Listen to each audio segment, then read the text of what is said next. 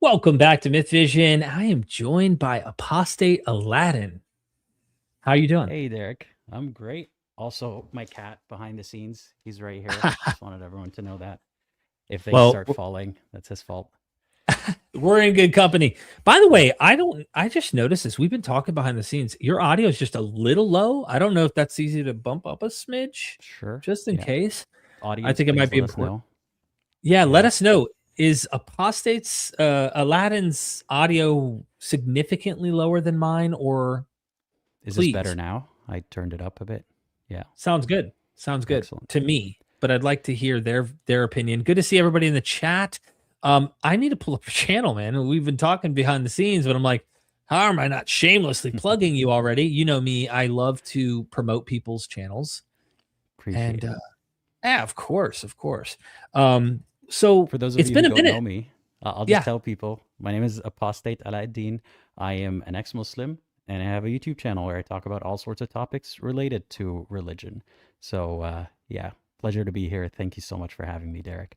Absolutely, absolutely. Let me show everybody here. We have his YouTube channel.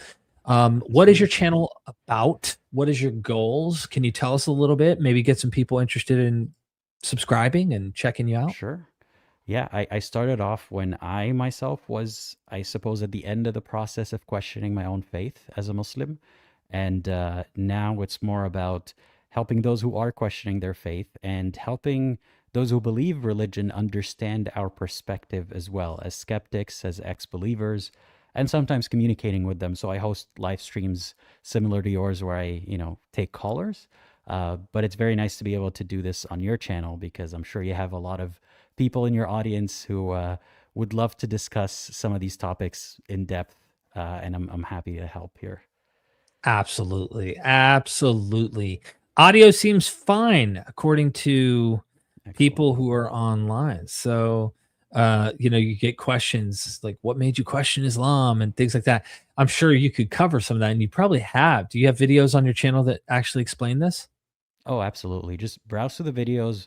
Most of the topics pertain to things that I've thought through or things that affected me personally as well. Things that were of interest. So feel free to scroll through and you'll find all sorts of topics that will answer your questions. Wow. Yeah, you do a lot of different topics.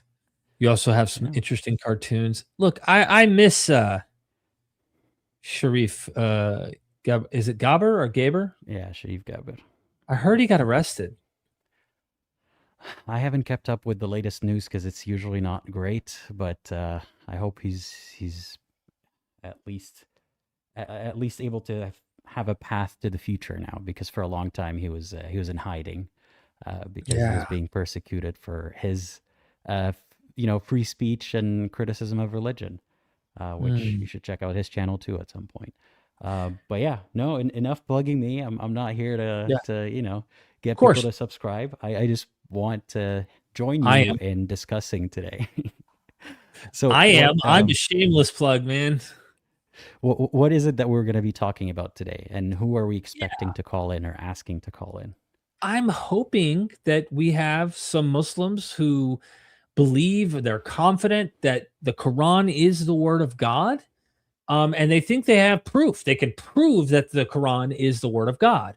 I know that's a high standard. Maybe the word is a bit too, you know, uh, demanding, but I think you and I would agree, and we can lay out our cards up front that we think, like all religions, they're human, they're man made, and maybe humans have had experiences and attributed that to the divine or whatnot. But at the end of the day, you and I probably would say the Quran is a human document, nothing more than a human document. It's not divine. It is not the perfect word of God. Just like I've come from my Christian background believing that the Bible is the perfect word of God, it's inerrant, it's infallible, these kind of ideas. You and I would probably be on the same page, I imagine. Yeah, and to spell it out more explicitly for people, I don't think we can prove one way or the other. Can you prove that the Quran was written by the prophet alone or the prophet and a bunch of people? No, you can't prove anything definitively. But I have no reason to, and I don't think there is a good enough reason to believed that it wasn't human made, like every other religious text that we know of. So that is my position. Yeah, I agree. I 100% agree. And by the way, I pinned for Muslims who want to call in, I'm hoping someone would take the time to share this with other Muslims. Oh, someone actually recommended your channel to me, Hassan Radwan, earlier in my Discord. I just was barely doing a check through on YouTube, and I thought it said your videos were like 5 years old or something. So I didn't know if you were still active. And I was like, I'm looking to talk to ex-Muslims who share a common ground with me that aren't apologists for another faith, if I can help it, to address these kind of conversations with real Muslims who may call in, but also even getting their stories. Because I like to touch Islam. Not many people who were growing up critiquing ex-Christian, whatever their faith may be, like to touch Islam, but I do. You And like to touch Islam. That's the I quote do that like we're to. taking from. Okay. Please clip it. But if I may, I need to give a little bit of heart here. Okay. Some people are ruthless toward Islam, and I get it. There's been a lot of harm that's been done by religion in general in the world, and I get that. But I read, if you will, a book. I'm pulling it up here on my library years ago. And I think this is necessary to kind of what interested me in Islam was listening to this book. Scrolling down. Bear with me. Apologies if I'm quiet for just a second while I'm looking.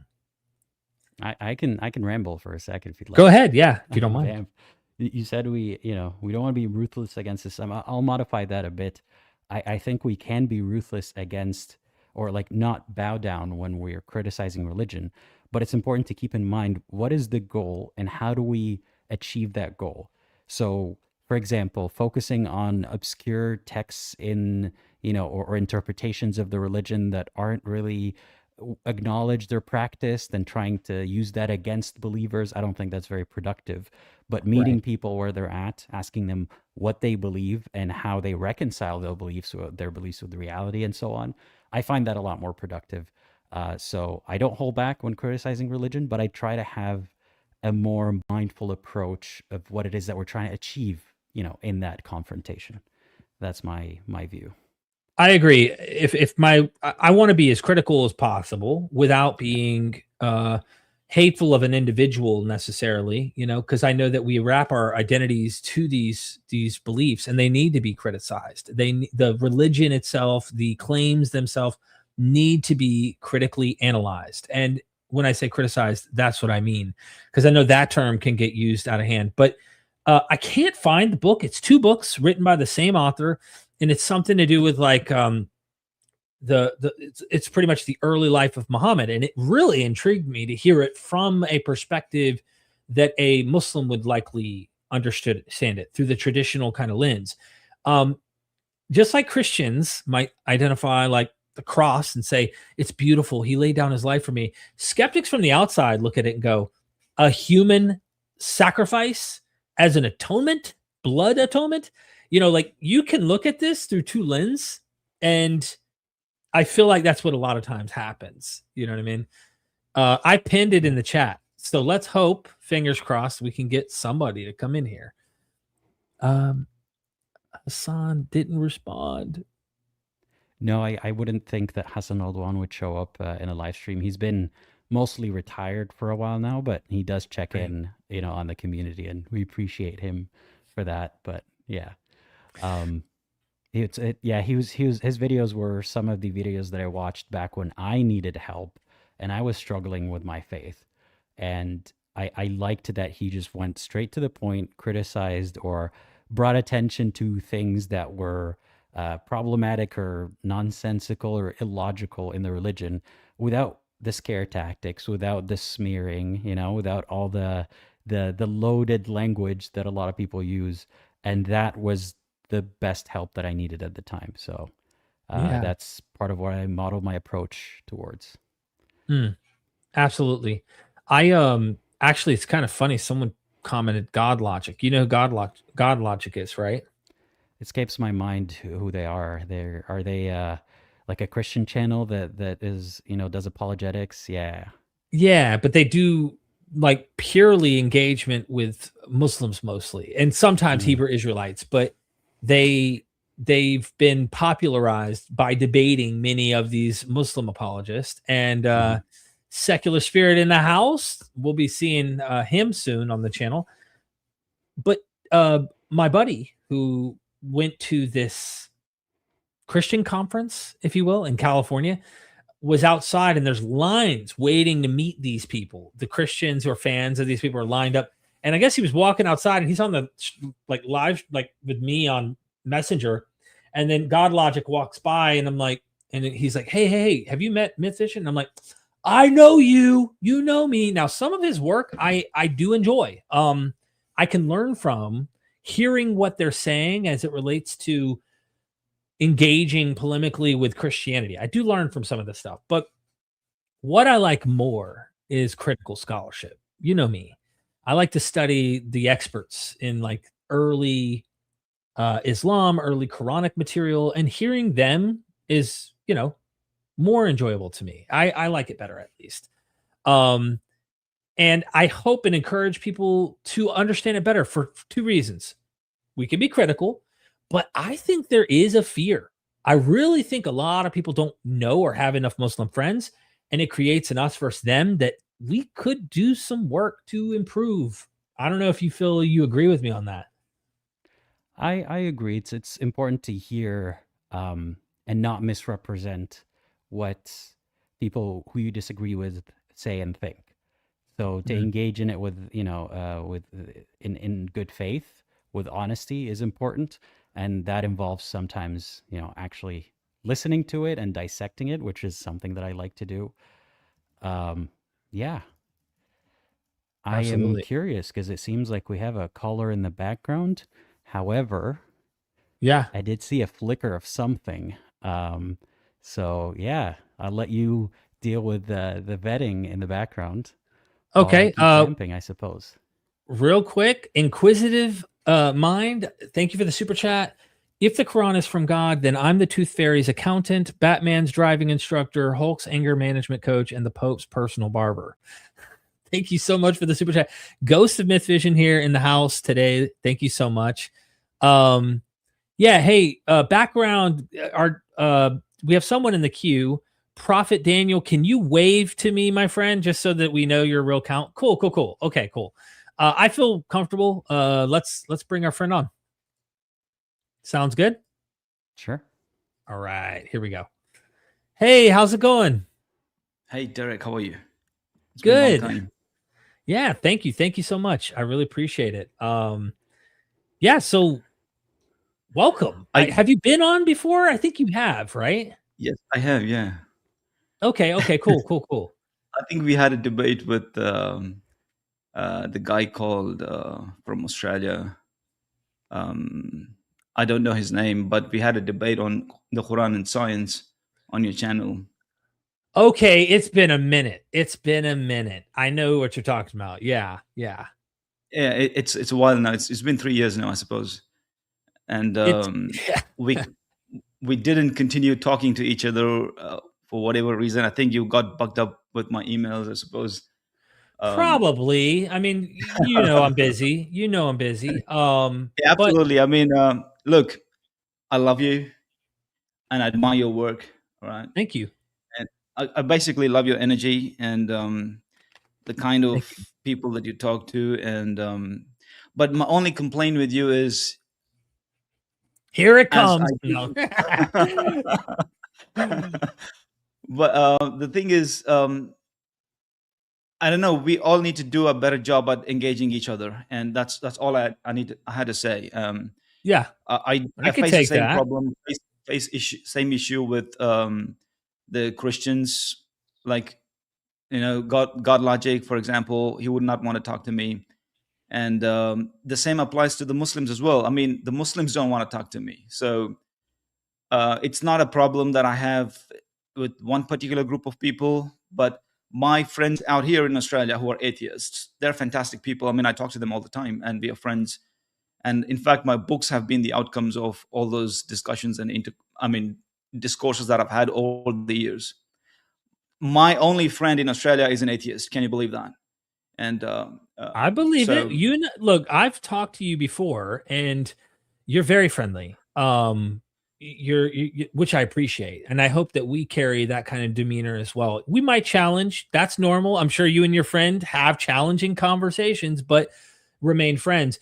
So I want to, if we could get to the topic. I mean, you're here, my friend. You're on the platform. What do you think about a topic like that? Prove the Quran is from God. yeah, there's multi-layered evidence in the Quran.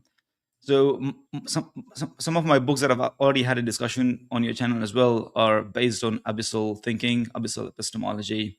Basically, the Quran starts off saying, point out a contradiction in the Quran.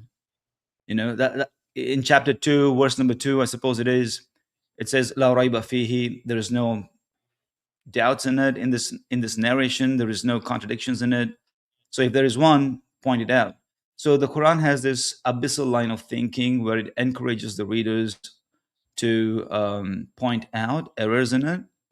And I'm sure over the years, people have pointed out just several different things. One of the things that we also discussed on your channel last time was the sun setting. And I did talk to you about how language plays a part in it, and how the narration sort of communicates what was really going on. So things like that are very trivial. Like, I don't know why people don't really catch those things as trivial, and they treat certain phraseology as being ignoring the language that they use themselves. They treat it at a different level. So things of this nature are the only sort of hindrance for them learning the Quran. Otherwise, I have written books on science based off of the Quran. And I don't know if you had time to read the book Wait, at all I'm curious that I about told you that that. I've written on science. Prophet Daniel, can Yeah. you tell us a little bit more? What is a book about science in the Quran about? Like, are you talking about science in the Quran, or how the Quran does not have science in it? I'm kind of confused about your religious beliefs. Okay, I'm talking about how the Quran comes to describe natural wonders, like natural facts, the natural world, basically. So the Quran talks about this concept of 7 layers of the sky that the planet has around it. And just for the fact that going back 1400 years, even up until recently, some of them who have read my book, they have told me, oh, we never thought planet Earth to be having these different sky layers. But such information, when found in the Quran 1400 years ago, should tell your nerves that there is something. At least there is a claim about something. So when you investigate into the claim is when you find out. If I may, Daniel, I know that in ancient Rome and ancient Greece, they definitely had 7 layers of heaven in some cosmologies. But when they say heaven, they're not talking about like stratosphere, the next sphere, like within our actual heaven that modern scientists are talking about. But they're talking about 7 layers of heaven. So how could we determine the Quran is actually talking about 7 layers of the sky itself and not talking about 7 layers of heaven, which was already a known fact according to ancient Greek and Roman ideas of cosmology? But they weren't talking about the modern scientific sense of, there's like the stratosphere and then the next sphere above that, all the way till you get to outer space. And I'm just curious to know how you can distinguish between that language and our modern scientific cosmology, if that makes sense. I get your point. It's a very good point. So, but the Quran not just mentions 7 layers, but it also describes them. That's the bit. So when we get into the description, the Quran talks about the layer of the sky from which rain pours down, the layer that is providing protection against the harmful radiation of the sun, the layer Quran doesn't really talk about any of that, as far as I know. Not a layer that protects. Like, where is the reference for the Quran mentioning a layer of the sky that protects from the radiation? Oh, okay. We will go through. We'll go through those things right now. Okay. I'd be curious to So examine one example, because most of these examples would be, scientific discoveries, and then people go digging through the text to say, well, the Quran also mentioned something that sounds right. But it's not like someone reading the Quran discovered something about the real world because of what they read. no, I'm not saying scientists who are making discoveries are necessarily going to the Quran and then trying to invent things or discover things. I'm not making that claim. What I'm saying is the Quran does talk about these natural wonders, But and these, when the because of Quran our talks about, advancement, like, sorry, when the Quran talks about things like, for example, the sky being held up by pillars, invisible pillars, right? Muslims say that that is metaphorical, right? But no, the but back Quran does back not talk then, about it. No, the Quran does not talk about sky being held up with pillars. In fact, it says it the does. sky isn't held up with pillars. It says the opposite. Perhaps I'm misremembering, The but Bible says that. The Bible says it's yeah, held up with pillars. It definitely I does in will the look Bible. into I that. don't. Yeah, it definitely Not in the has Quran. that flat Earth cosmology is biblical. And you could understand why. I mean, the entire ancient world thought that, apart from a few Greeks who came across this idea and then eventually later. So they're saying, so Surah 13:12, Allah is the one who raised the heavens without pillars that you can see. And then Surah Yeah, 31:10, he created the heavens without. without pillars that you can see. Yeah. Yeah. So that's So it is that. mentioning invisible pillars, but even if you look at the example of like It's shooting not stars, invisible right? pillars, brother. It says without pillars. بغير amadin. بغير amadin is there is no pillars. ترونها. It's not saying Yeah. it's invisible.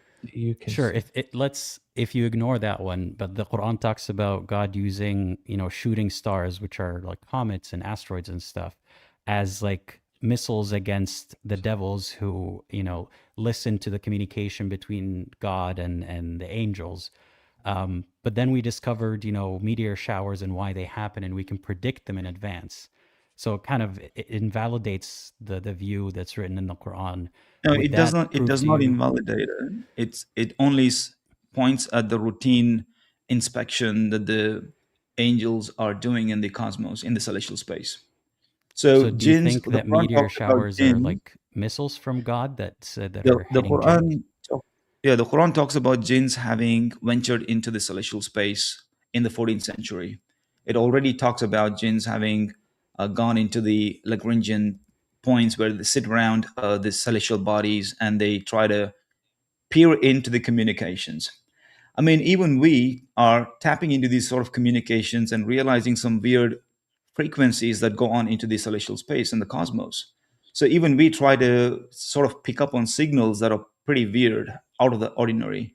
So the jinns have been doing this for Are quite you some saying time, like and the God talked wow about it in the signal 14th is a century. communication from God? Is that what you're implying? That like things The like that wow angels, signal? the Yeah. angels basically, it's the world, our planet Earth is being managed by angels, and it's called angelology. So when angels are doing stuff, they are communicating to each other. Okay. So And what the is jinn something that kind, convinces you that the world is managed by angels, aside from it being mentioned well, in the Quran? that's what is being told in the Quran, though, Aside and from even in the that, Bible. do you see anything Even in in the the world Bible, that signifies or proves that it is managed by angels?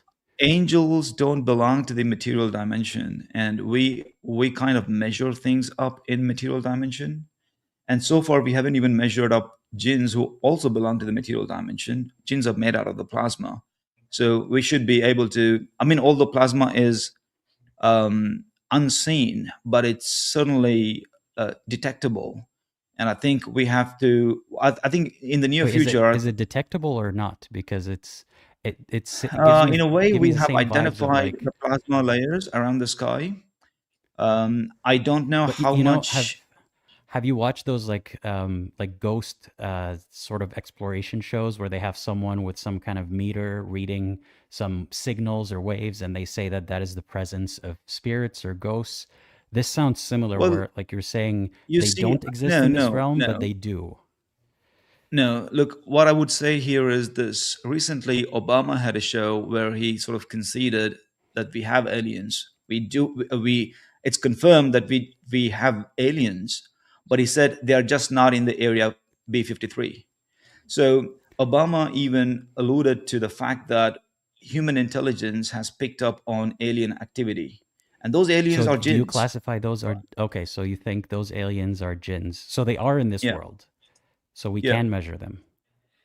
yeah. Of By the course, way, it should be. if I may, and I don't mean to jab, I think this is important to bring back. I was just looking up a few things about this pillar thing, and Yeah. Aladdin is spot on according to Al-Tabari and Ibn Kathar, or Kathir, if that's how you pronounce Ibn his Kathir name. and At-Tabari, yes. Yeah. Kathir, Mhm. yeah. So according to Surah 31:10, I read, he created the heavens without pillars that you can see, right? So the critical issue is the Arabic phrase that you can see, tarwanaya, naha. I'm not sure how to say it. Tarawna, yeah. Yeah, it creates an ambiguity that scholars have long noted. It can be read two ways, either without any pillars, as Daniel's trying to say, as you could see, right? No pillars at all, some would argue, or without pillars that you can see. There are pillars, but they are invisible. Classical Muslim commentators like Al-Tabari and Ibn Kathir actually debated this, and many of them went with the invisible pillar interpretation, meaning they understood the Quran to be saying the sky is a physical structure held up by the invisible supports. And then Surah 2265 reinforces this. He withholds the sky from falling on the earth except by his permission. This only makes sense if the sky is conceived as a solid object with mass that could physically fall. Also, Surah 2132, we made the sky a protected ceiling. The word saki, S-A-Q-I? So F, yeah, there's an F there. Literally means roof or ceiling, treating the sky as a solid constructed canopy. But ultimately, and there's another one it gives, but this is straight out of ancient Near Eastern cosmology. The Hebrew Bible has the same picture. Job 26:11 says, the pillars of heaven tremble, and the Genesis 1 Rakia firmament is a solid dome. Babylonian cosmology had the sky as a solid vault resting on the mountains at the edge of the earth. Egyptian cosmology had the sky goddess Nut held up by Shu. The Quran is working within the same pre-scientific framework where the sky is a physical structure that needs to be supported or actively prevented from collapsing. So your interpretation, Daniel, would have to be true, not either or, but like it has to be true for you to make this a scientific miracle in the Quran, or at least, I don't want to use the word miracle, but like it's knowledge of science that only gets vindicated when we actually go to space and recognize, okay, we now know this about the sky. Whereas it seems like ancient, pretty solid commentators in Islamic tradition argued that, yeah, it's just pillars we don't see with our eyes, but they're holding up the sky. So look, I guess you could toss a coin, but I don't think it validates proof that the Quran is from God. And anyway, I might have derailed you there. Both of you guys were going down a tangent about aliens and Obama, but I think it's important to point out, like, a lot of people question this is ancient Near Eastern cosmology. Look, what I will say is this. I mean, not just cosmology. All of the ancient traditions talk about, for example, the flood of Noah, right? So you talk about the Epic of Gilgamesh. Also, something that you have not talked about is even in the Indian Vedic philosophy, you do have avatars. For example, Matsya, which is a fish avatar, actually rescues humanity from the flood.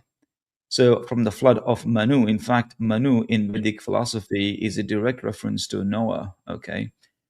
Because we have something called as Manu Smriti, which is the law book of Manu, which is the law book of Noah, for example. So, how come all these different ancient traditions have the same things to talk about? How? Because we do realize human beings were one nascent society when they started off. Can I And offer when an Noah's alternative thing happened, answer? when Noah's You, event you asked the happened, question and then answered it. You said, how could this happen? And then you gave one answer as if that's the only possible way it could have happened. Are you open to hearing other explanations? there could be many other explanations. I'm open to listening to them. But since I've heard a lot, since I've heard a lot of the talk that you guys make, I'm giving you one of the reasons what I think is a probable case. Human beings were one society, and after Noah's flood, when they differentiated into many different societies and ethnic groups, they carried those radical stories, okay, and depicted them in their literature in their own way. So that's what happened. And if these cultures are talking about seven heavens, No wonder why they would talk about it.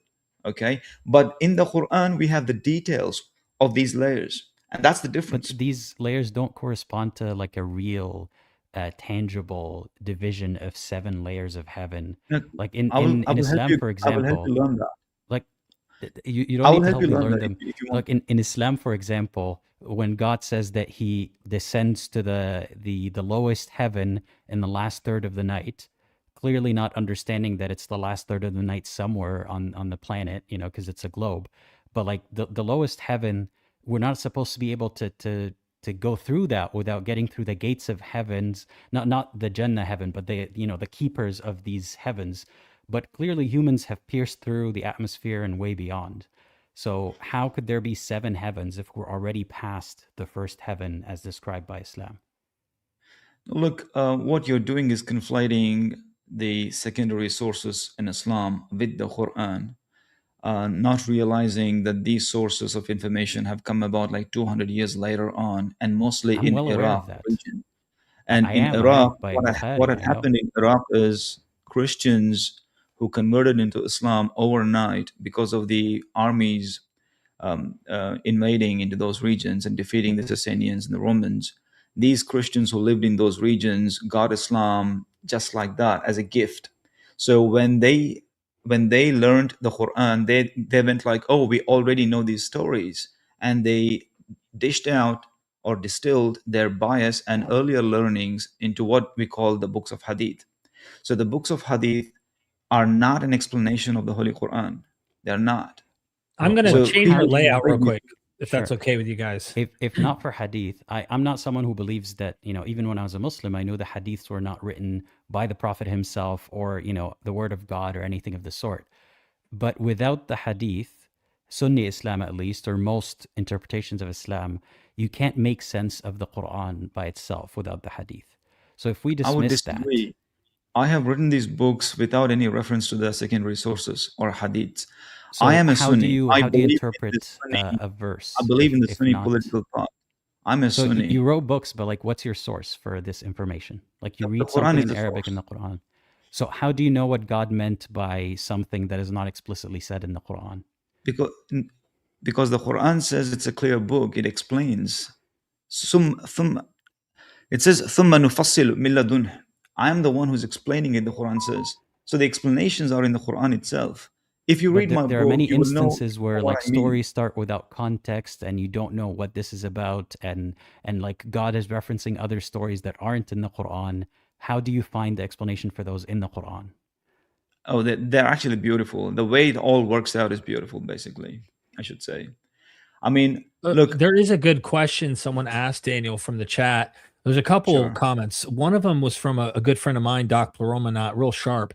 He had a really good critique. I think it's a good critique where he pointed out that if you're taking the modern scientific cosmology understanding of this is what the Quran's saying, the original audience weren't getting it. We only figured it out now. So within the last 150, 200 years, people who were hearing the Quran never really understood what this was saying back then. They did not have the knowledge that we do today. It's almost like saying in 500 years from now, we're going to discover something scientifically. And well, wouldn't you know, this book from, 700 AD, it had the answer all along, and it's just going to keep getting verified through the modern, latest, greatest scientific thing. That means that the revelation was never meant to be understood for those people back then. They did not get it. They never were able to comprehend what its full meaning really was. And that's kind of problematic, I think, if they're supposed to understand the meaning and message and actually get what this book is trying to tell them, but they don't have any way to prove or validate, vindicate, which we have now, based on your interpretation of it, is my point. By the way, you're Quran only, right? Yeah. You're Quran onlyist. You're not. Yeah. You just take the Quran. Look, my You're a position on heretic, that dude. no. I love it though. No, take that as a badge. Okay, we're being nice. I'm saying that if you're a Quran onlyist, don't you get treated like a heretic? That's exactly what I'm telling you. The Muslims are not willing to talk to me. The guy, the Libiano guy, he's already calling me a deviant. So, I mean, I don't really care. I don't give a damn. my loyalty is to God, not to people. I don't take honor from people. I don't care about people. All right. The thing that I'm trying to draw attention is here, is when people have read tradition a lot into the Quran. For example, Ibn Kathir, or Ibn Kathir even talked about the earth being resting on a whale's back. I mean, if this is the go-to guy in Islam, I would rather be a non-Muslim. You know what I mean? I mean, if this is the quality of knowledge that we appeal to, like, what in the world? So, I mean, I don't have allegiance to Ibn Kathir or At-Tabari or what and what not. I did read their works, and some of their commentaries are good. They are, they give you some sort of an insight of how these guys were interpreting the text, the primary text of the Quran. But that's it. I mean, these were individuals who lived in the medieval time period, and they did their best. But today we have the Quran, digital Quran, which is a different take. Digital Quran is Well, much more powerful because Daniel, you can go and search out the can I Quran, and interject for a you can second? make all those links which previously people were not having the opportunity to do, right? Daniel, can Daniel, I interject for a second? Because I see a lot of commonality between our views, except our conclusions are different. So like you, right? I also came across the interpretations of Ibn Kathir and At-Tabari and all these other men, and I quickly realized they're just fallible men, right? So like how is it that most of Islam today, realistically, if you look at the world, most of Islam as it's taught and influenced is informed by the writings of so many men that died after the Prophet. That is a fact that you and I agree on. But my conclusion wasn't, therefore, I'll just take the Quran. My next question was, how do I even know that the Quran is any more special than all these other books? Like, what makes it so that Muhammad is the one guy who I should trust and not the guys who wrote about him? And that's the part that I'm very curious about. Why is it that you're still clinging on to the Quran as a special thing when you recognize the human-made component of Islam as a majority Islam today? And where do you think God's plan is in this play where most Muslims got it wrong and God's not doing anything about it? Okay, let me say this. The Quran is not the only text that's come from God, or Muhammad is not the only guy that's made into a prophet. We have a full-fledged tradition in the Abrahamic, in the line of Isaac. There's numerous prophets. Their prophetic works are also from God. The gospel is from God. But obviously, there has been additions made to the gospel accounts and to the Old Testament accounts, which we can, But how do you know decipher that these writings what the are from text is. God Okay. and the hadith isn't? Like isn't a special thing?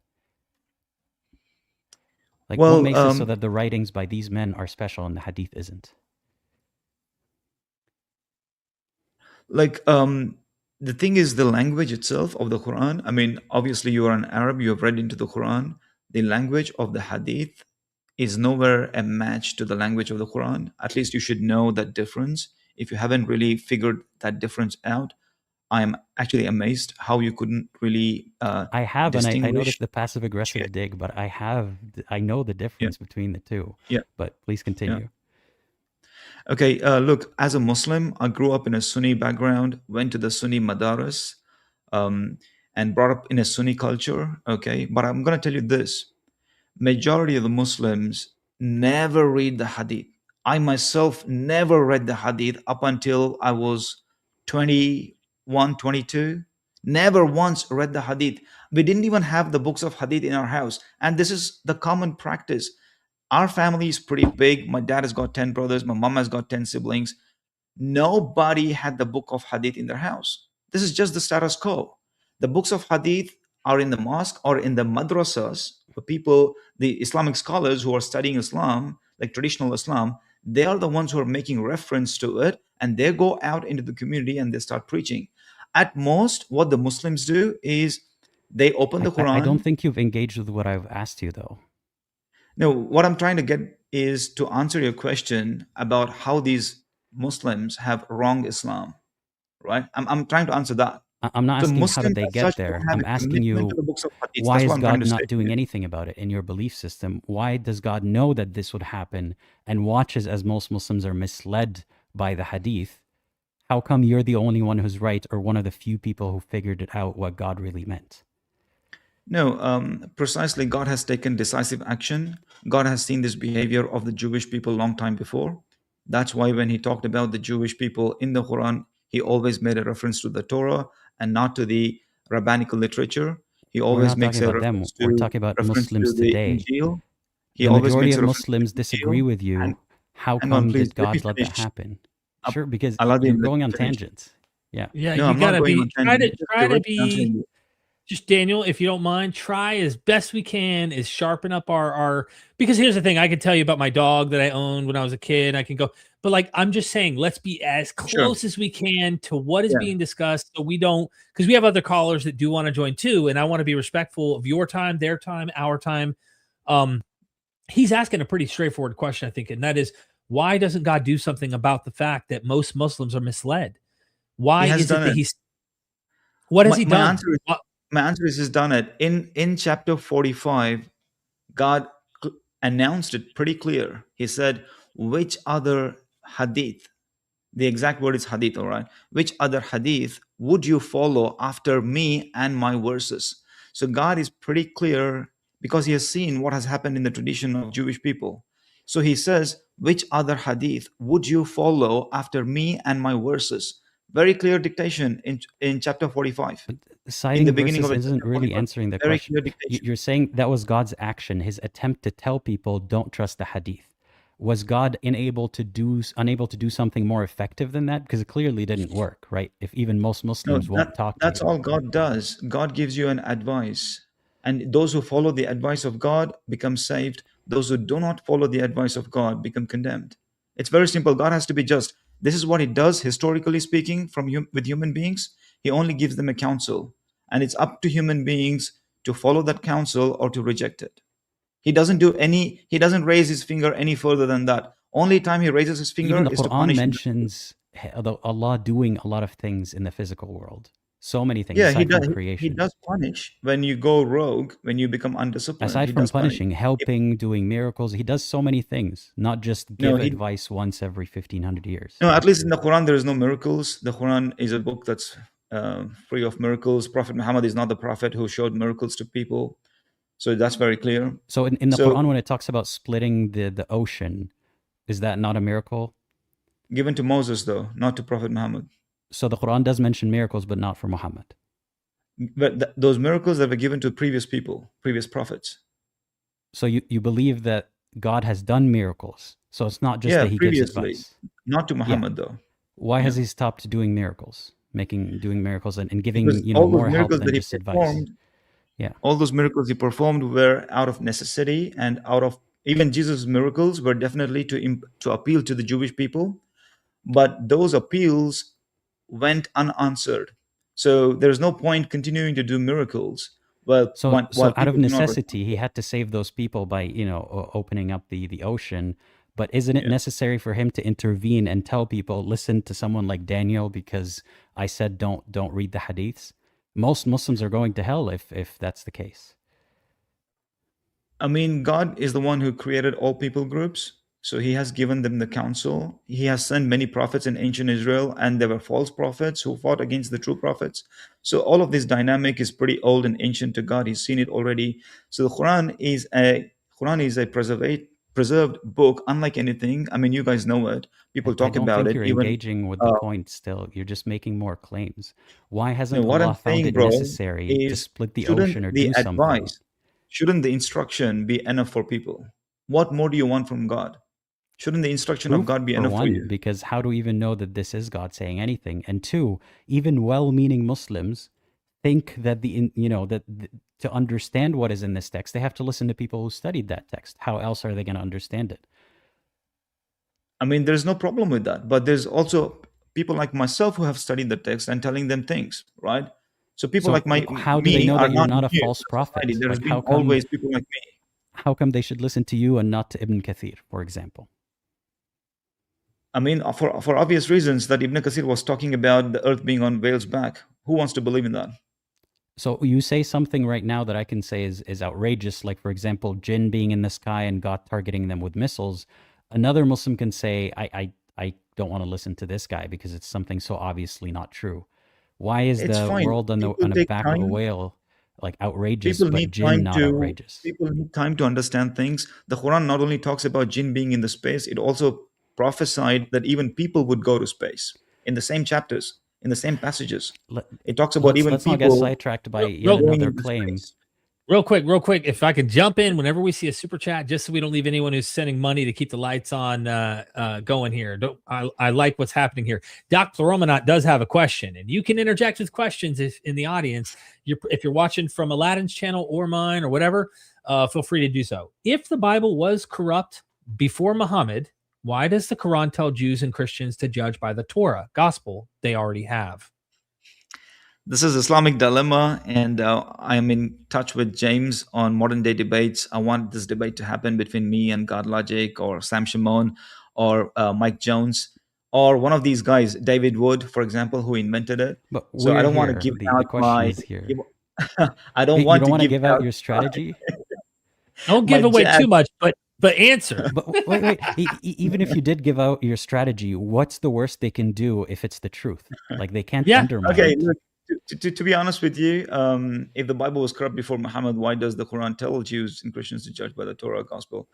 Okay, look, when the Quran talks about judgment, basically, it's not talking about the doctrinal judgment or theological judgment. It's talking about social affairs where transgressions have happened. Okay, so you judge with the law that the Quran has, you judge with the law the Torah has, you judge with the law the gospel has to these respective people groups. All right, that's what judgment is. It's about public affairs, it's about judiciary, it's about legality in terms of trespassing, justice, fairness. That's what it is all about. It's not about doctrinal language, it's not about theology. So why do people misunderstand this simple rendering of the I don't get it. And then they Let make a me big fuss let me I about think it, you answered still. Islamic dilemma and things like that. I don't think go you ahead, answered. Aladdin. No, you still haven't answered the question. You're just saying people misunderstand. Okay, if you go and study the context of those verses, people had a dispute. Where do you find the context? Because it's not in the Quran. Where do you get that It is in the context? Quran. It is in the Quran. You have to just see when the Quran talks about fahkum bainahum, that's where the context is. Bainahum is what? When the litigants come to you with a dispute, judge between them is the language of the Quran. Judge between them. Fahkum bainahum. Judge between them is the language of the Quran. So it's not I doctrinal don't think language. that's It's the not only theological instance. language. There was an instance where Muhammad tells people, and maybe someone can pull up the sorry, not hadith, the verse, the ayah, where he tells people to follow your Torah.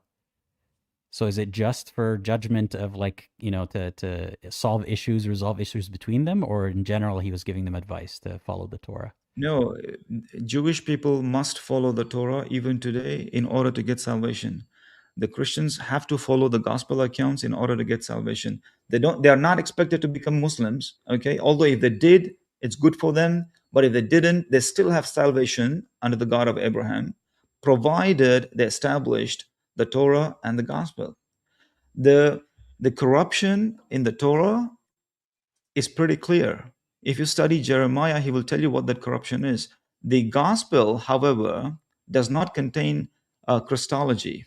It does not. People may say, oh, Gospel of John contains heavy Christology. Apparently, it does not contain any Christology at all, except for a few different passages which can be critiqued. All right. Now, look. Hold on. Yeah. You're in my backyard. Hold on.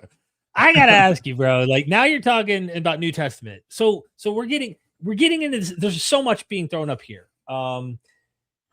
Just so I understand, I want to stillman you here. You're saying that they weren't, when supposedly you're saying Muhammad, the Quran or whatever, is saying that they should judge based upon the Torah and the gospel. Now you're saying this is like legal, like a legal judgment, not judge the material text. You're saying It's not. okay. Yeah. So I have a problem with that, and I'll tell you why I have a problem with that, because there are times where in the text God says he gave them laws, and we're talking Old Testament Hebrew Bible text where God gives laws, that are wicked, evil, where they sacrifice their children, all sorts of horrific ideas, right? Now, I think this is just a human writing this down, probably explaining why some people in certain cultures were doing these kinds of behaviors or whatever. But like, what laws what are they judging based on the laws? And you keep mentioning the gospel, right? One. And I'm like, are you saying that Muhammad had this one gospel? What is that gospel? Where is that gospel? I didn't say Muhammad had one gospel. You're the one who's saying that. Well, you I never used said singular earlier. You said there was a gospel. So I said they have to follow the gospel. Okay. Now the gospel accounts. I mean, you are heavily into it. You should understand. Yes, I do understand. John's gospel is distinct from the synoptics. It's got different material. It is. It's got different material. Okay. Okay. That material was also taught by Christ. Okay. Even though the synoptic gospel writers don't go into it. All right. So you believe that? Do you believe that because you believe the Quran must be right and it's saying to judge based on the gospel? I don't understand why you would believe that, because I look at the Gospel of John and I see it as the latest fabrication of legend pertaining to Jesus, right? You and I would have a different conclusion about this. Why do you accept the Gospel of John? Why not just say there's a general gospel? I just don't get when you just have the Quran only, you're not like attached to a particular Sunni or Shiite, school that demands you think a certain way about this. What, like, could I convince you that the Gospel of John is loaded with legend of stuff that Jesus never said? Are you open to that being true? Yeah, absolutely. I'm open to any sort of conversations on this front. But there's one debate that I had with William Ulrich, the butcher. It's on my channel. If you go into debates, I've got some like 20 plus debates, and one of the debates is with William. It's called the Flesh and Blood debate. So it's worth watching. So you can see my take on Gospel of John. All right. Of course, I'm not going into the resurrection narrative. I believe resurrection narrative. Dennis MacDonald has done a reasonable work showing mimesis of how these resurrection narratives have come about in the gospel accounts. But other than that, resurrection narrative is not even gospel, because Jesus is not the one who's teaching it actively. Okay, so I'm not going to be considering post-resurrection narratives as part of Jesus's teachings, because that's just not the case. So whatever the main gospel account is, the core teachings where Jesus was ministering and imparting teaching, that is what I identify as the core gospel. Okay, and that gospel is found in the Gospel of John as well as in the synoptic gospels. Okay, so Aladdin, I don't want to hog all the space here, but I could go on and on. I mean, I think the conversation is difficult to take forward because it's hard to get a straight answer about something like, why No, is please don't accuse me of that, Aladdin. I mean, I'm here to have a very. It was okay. Like for example, you said that maybe it was Ibn Kathir who mentioned that the earth is on the back of a whale. Could be another scholar. I confuse them sometimes, and that seems so ludicrous to you, right? Like, obviously, we should dismiss that man. We can't really trust that anything he says is close to the divine interpretation that was meant by God. But then something like, there are jinn who are in the sky and somehow they get past God's security or his secure communication with the angels, and then he has to send a piece of rock flying through the sky to hit them with. You don't find that to be ludicrous. So what's your metric for what is ludicrous and what is we do the same plausible? thing today. We do the same thing today. We have missiles to why does strike God down need missiles? But like, why? Wait a why second, can't please. he? Yeah, Sure. let me finish, Go ahead. Aladdin. If you want to interrupt every time, Go ahead. I can't really speak. So we do have missiles that hit down the satellite communications, right? The satellites that are hovering around the Earth at this point in time. So the asteroids or meteors are missiles. They're basically missiles. They fly around, cruise around, and if the jinn installations are out there in the celestial space, and if the angels use those meteors to shoot down those installations, that's exactly what it is. That's exactly what they're doing. All right, they're shooting them down. They're shooting down the jinn installations, special installations. You all right? you look, Daniel. Bro, this sounds crazy to me.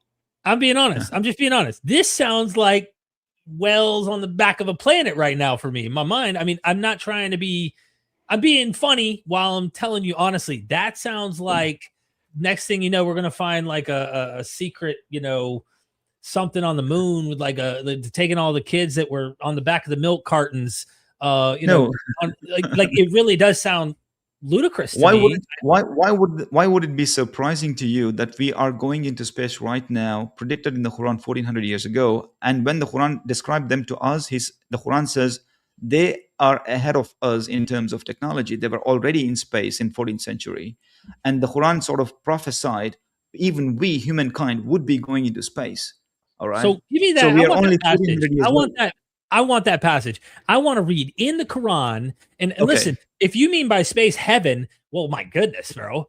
Many people ascended to heaven, and it wasn't just Jewish. There were pagans who were polytheists who ascended to heaven. You're talking about space, actual travel, like technology in actual ships going in outer space. If it's some vague prophecy like that Nostradamus could come up with, or a fortune cookie can say, right. Go to chapter 55. Okay. Let's pull it up. Quran 55. What's the specifics? I'm trying to find here. I want to look at this, if you don't mind, Aladdin, because I'm curious to know, like, how, you know, when this is a prophecy, often prophecies are very wiggle roomish, you know, and I'm like, huh? It needs to be explicit. This has got to be so impossible. There's no way you could have, you know, this prediction. I think that's important. Okay. In verses 55. 33, chapter 55 and verse 33. Okay. Pulling up Quran.com. Surah R. Something popped up just now. Okay. Is it trying to make me? Oh, here we are. Okay. Sharing my screen real quick here. If it'll let me. You just unshared it. Yep. Yeah, there we go. Oh, assembly of jinn and humans. If you can penetrate beyond the realms of the heavens and the earth, then do so. But you cannot do that without our authority. Keep on reading. Go to the next verse. Go until 35. Okay. Continue. Okay. 34. Then which of your Lord's favors will you both deny? Flames of fire and molten copper will be sent against you, and you will not be able to defend one another. Okay, now here is the thing. The way, I mean, you already get an idea from this. You already get an idea. Yeah. But I see this in the Bible. I mean, there are texts about who will ascend to heaven other than the Son of Man who came down from heaven. Heaven is outer space, right? And also molten lava being sent down, and copper. There were stones that fall from heaven all throughout the Old Testament. God would send these like little pellets against the enemies of Israel all the time. There was stones with fire and all that. Like, I don't see this as a prophecy about like modern technological space advancement. But look, I'm trying to work with you here. What are your thoughts about it? I want to let me read the Arabic. I just want to hear real quick. Just allow Aladdin to give his 2 cents, and then we'll hear what your response is, please. No, I want him to explain what in the Arabic here implies that we will be astronauts. Okay. Sure. So it says, Ya ma'ashar al-jinni wal-insi. So it's directly communicating to the people and the jinn. In istata'tum, it says, if you could, in istata'tum is like if you could raise your capability, if you could, invent your capability. In istata'tum is your capacity, your capability. An tanfadu min aqtari samawati wal-ard. To go out into the further regions of the earth and the sky, okay, and the skies. All right. So it's very clearly says to go out into expeditions on earth as well as you keep saying very skies. Clearly, and then you say something completely that wasn't there. Where does it clearly say? I mean, you know Arabic, right, Aladdin? Yeah. You know Arabic. What does the text does say? not mean specifically if you increase your scientific knowledge and increase your capabilities. I'm pretty sure if someone can do a search. What is if you're capable to, if you want to do a search right now and find another verse, there are other verses that say capability. All I'm saying is capability. Humans Yeah. So since when had the does capability capability. explicitly mean scientific discovery and spaceships? No, I mean, in the 7th century, humans did have capability to traverse the earth. For sure, they did have. But today, we have far greater capability to go into the ends of the earth, like to the Antarctics, and to dug deep tunnels I into the agree with earth, you which there. we did not Yeah, have before. Okay, sure. so we are only advancing, and that's what the Quran says. In istatatum is your capability. As your capability advances, and if you are able to None of launch that is yourself written into the there. skies, That's I you mean, reading a meaning, like thinking that God's talking to you specifically, telling you a specific meaning that's not there. This what sounds to what me, meaning isn't Daniel, there? What meaning this isn't sounds there? to I'm not me getting like it. God, like the story here seems to be implying there are fixed locations. The divine is up in heaven, humans and jinn are not allowed, okay? And that they're not supposed to, ascend. And it seems like you're taking this context and trying to give it a modern scientific kind of lens rather than this may not even be trying to imply what I think you're suggesting. It's Uh, trying to put people and jinn in their places, it seems. Kind of like guarding the boundary between the divine realm and the human realm, and that is not supposed to be passed. That would be an easy read that you would find from all sorts of biblical contexts that you can no, find. Derek, please, you got to God pay dictates attention. It says, Derek, the text clearly says, "Fanfudhu, go about doing that. La tanfuduna illa bisultan," and you will not do it except God permitting you to do that, right? Mhm. So God has to ultimately allow the humankind and the jinn to go into the expeditions in these realms of the earth and the skies. But Daniel, when you Okay? point to a verse and say, clearly God says this, says that, it's only as useful as if you were to use it to make a point, not to use it to demonstrate a fact. Because you still have, like, there's no Aladdin, agreed upon, Aladdin, I would like yeah, you to pay attention to the phraseology min as hard aqtari as it is, I'm trying. samawati. Sure, Min yeah. aqtari samawati. What is the meaning of that? Tanfudu min aqtari samawati. It clearly talks about venturing out into the skies.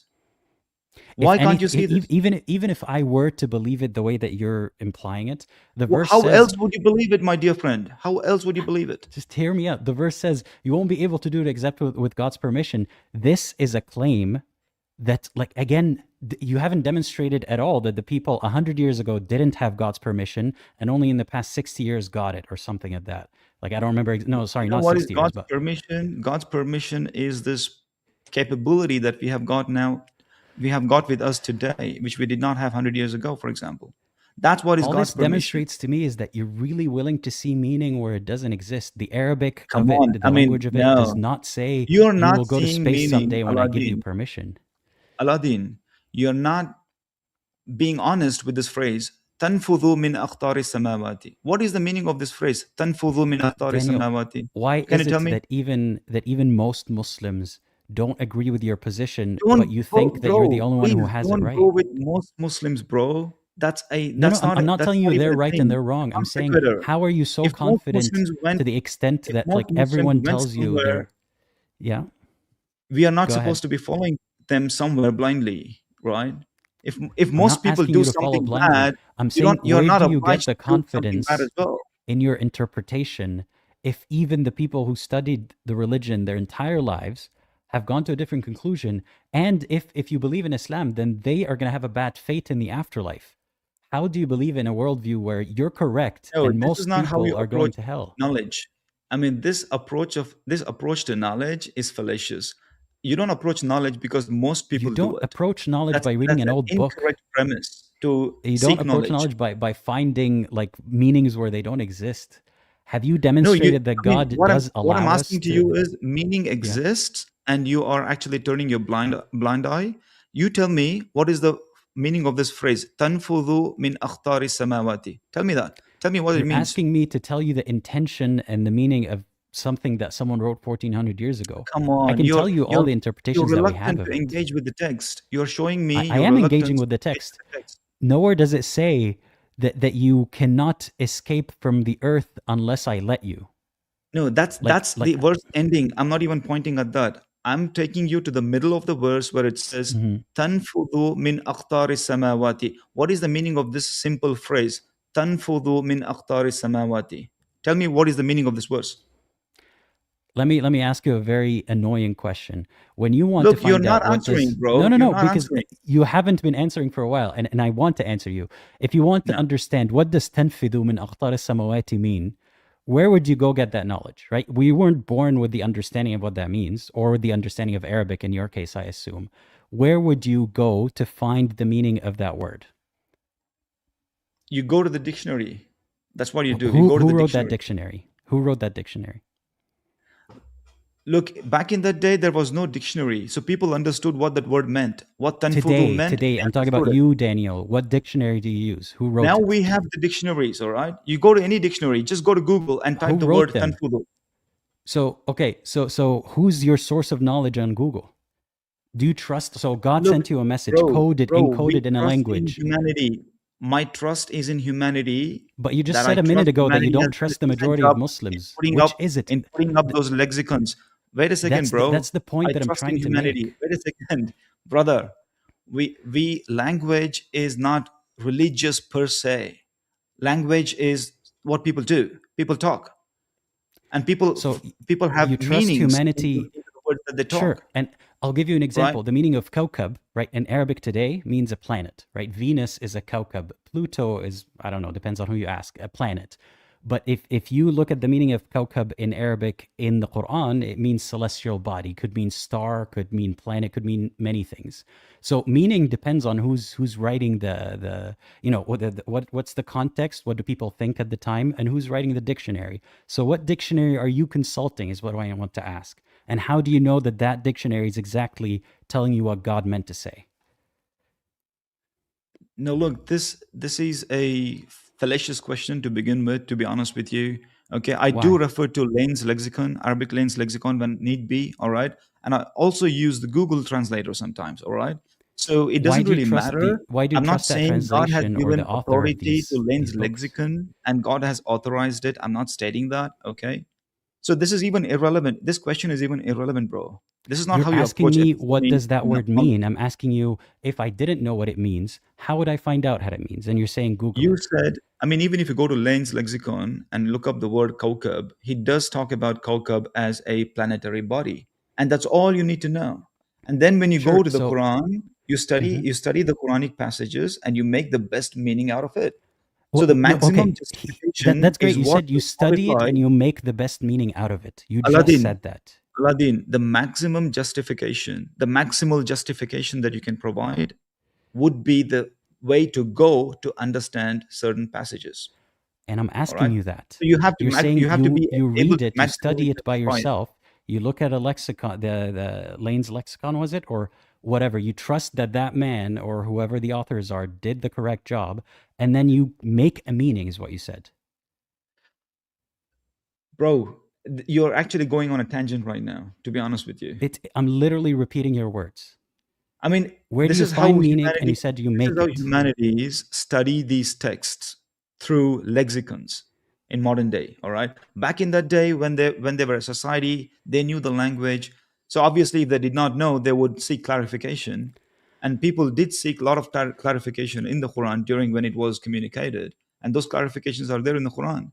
But people where they haven't really sought a clarification, that means people understood it. I'm Okay? seeking the That's clarification plain and right now. simple. You're telling me to tell you what does that word mean. It's not explained in the Quran. What does this phrase mean? What it is referring to? How do I go about finding out? You're telling me to take your word for it or find a I'm meaning, not make up asking a you to meaning. take my word for it. Just If go I'm and Gentlemen, if learn. I may, oh, go ahead, Daniel. Finish your sentence. I just want Just to say. learn what tanfudu means. Just learn, and then So Where can I you go will to know learn the meaning that? of the Is what I'm phrase. asking you. Where do I go to learn that? I want to learn. Where do I Wherever, find man. out that You don't have to go information? to a Muslim to do that. You don't have to go to a Muslim. Where You do I can go go? wherever you Whoever. want to learn the Tell meaning me. of that I word. want you to Or guide that me word. to find the meaning of that phrase. How do I get the Just take, understanding that I you mean, have? okay, let me help you out. I will just do this, all right? Just bear with me. I will. I real mean, quick, Derek, can you I do that wanted to for me? jump in real quick here and just say, Sure. sharing the screen here. I was reading up a little here, And the context before this, you'll see there's judgment, right? This is a sermon toward humans and jinn of a boundary they cannot pass unless God permits them to.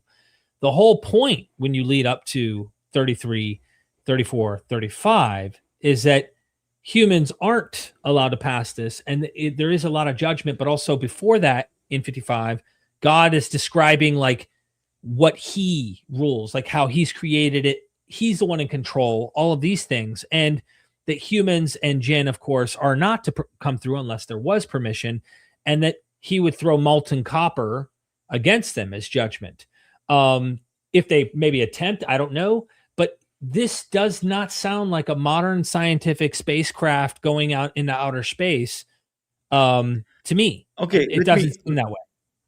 Derek, let me clarify this with another passage in the Quran. Go to chapter 72, please. But if you wait, can. before we go to another chapter, like we still haven't No, resolved because this one. if you're stuck here and unable to find your way, I want to just Is it I the help same want you your Arabic help to term? find my way. No, but before we go to the other verse, I need your. I'm not being arrogant here. I'm saying I want you to lead me to the meaning that you found. Where did you find it? Okay.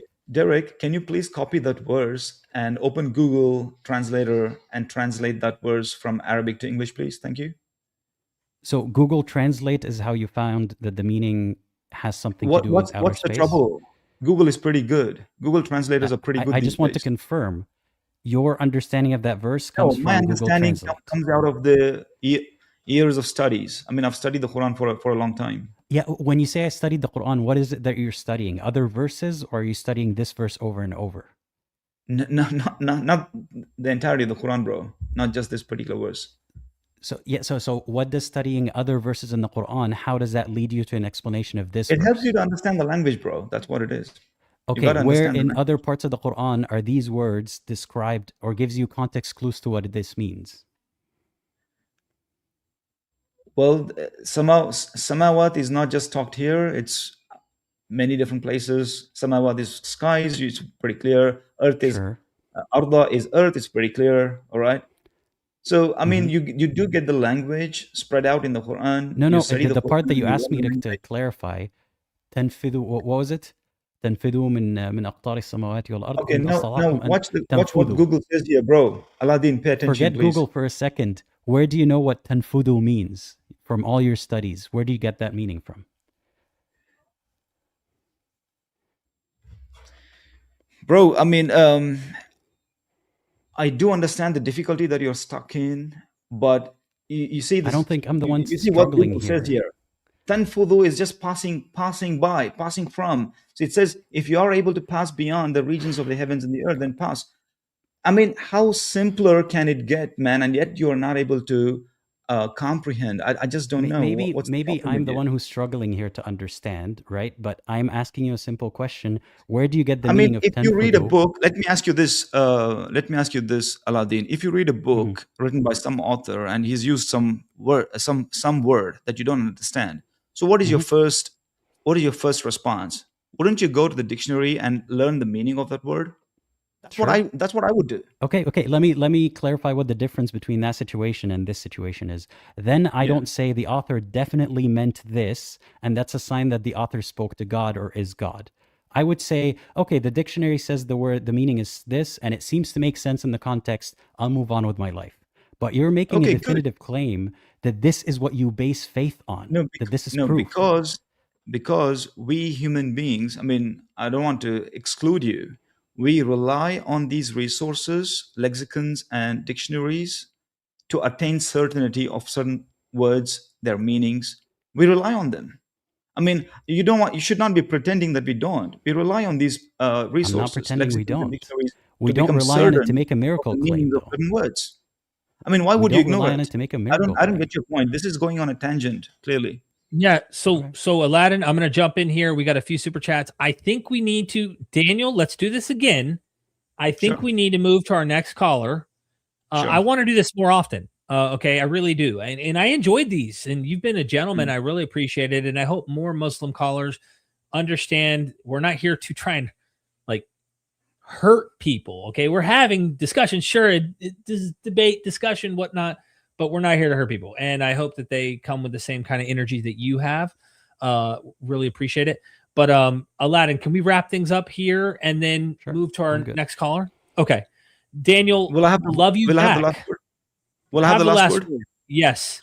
Hey, thank you, Derek. I love you as an individual. You know, I love the work that you do. All right. I want to talk to you about the gospel accounts, not necessarily about the Quran. I want to discuss Gospel of John with you. All right. Mhm. And I encourage you to watch this debate on my channel with William Ulrich, the butcher. It's called The Flesh and Blood. Okay. So I want to talk a range of topics with you, and I'm sure I've improved my speaking skills. I'm much better than I was 3 years ago in terms of speaking. So Okay. I want to engage with you. All right. So Okay. We will. We'll make it happen. Yeah. Sorry. I said we will make it happen. Thank you. Yeah. Thank you. And Thank I know you. you don't believe, but God bless you. Thank you. All right. Thank you. Have a good one. All right. All right. Just The want to next hit caller. Yeah. Oh. Sorry. You go Don't for want it. to I leave just wanted anybody to hanging mention that- here. Yeah. Go for it. Yes, you will. Let's fill them in after that. After we hit this real quick here. Member for 4 months. Thank you so much, Sid Dave. 549. Sorry, it took a while to get to the super chats. Quran does not have anything accurate in it, is what Sid Dave says. Appreciate the comment there. I don't know how accurate that is for sure. Maybe there's some accurate information. Maybe that's just a polemic. No Mo Sleepwalking. Thank you so much for the super chat. He made the interpretation up. I think they're talking about what Daniel was saying pertaining to the passages we were going through. Thank you so much for that. Pat 907 says, boy, oh boy, we don't want the God from the Quran. Thank you so much for the super chat. Why so religious says Ibn Kathir disagrees with the Muslim. Ki Tafsir, I think Daniel doesn't care what Ibn Kathir has to say, or any commentator. And that's the thing about Quranist onlyists is they're I find most of them very nice, to be honest, in typical context. I do think apologetics does happen. And some people say, Derek, you said he was nice, but he's telling lies on the stream. It's like, look, if you think that means someone can't behave in a kind manner or nice, and you think they might be mistaken, you call it lies. Maybe they're mistaken, or maybe they are lying and not realizing it. I don't know. I just try to give people a little bit more grace. That's all. And then Pat again is back. Derek, I wanted to say I love your channel and appreciate you. Pat, thank you so much. Appreciate that support. All right. Apostate, you are the king at this. So what's the deal? What are we doing? So we're taking the next caller, Mikha'il. I just wanted to say, by the way, I don't think the previous caller was intentionally lying about anything. I think he believes certain things, and I don't want to, dissect that conversation now that he's not here. But Yeah. I think he was operating as honestly as he could about his own beliefs. It's just that we were getting stuck sometimes. I'm asking about epistemology, how people know what they believe or how they find the truth.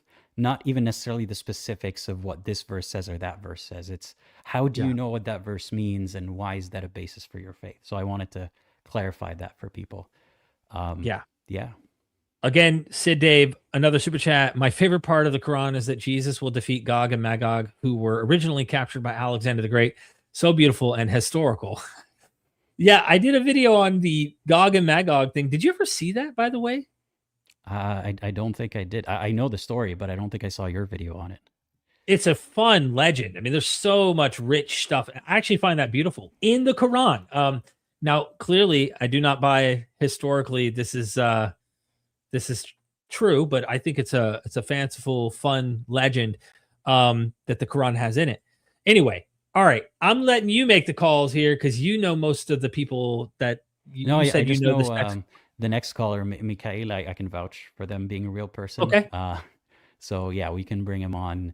They're a Muslim who showed up on my live stream before, and they are questioning their own beliefs sometimes, but he wants to play devil's advocate today. So let's see how that goes. Cool.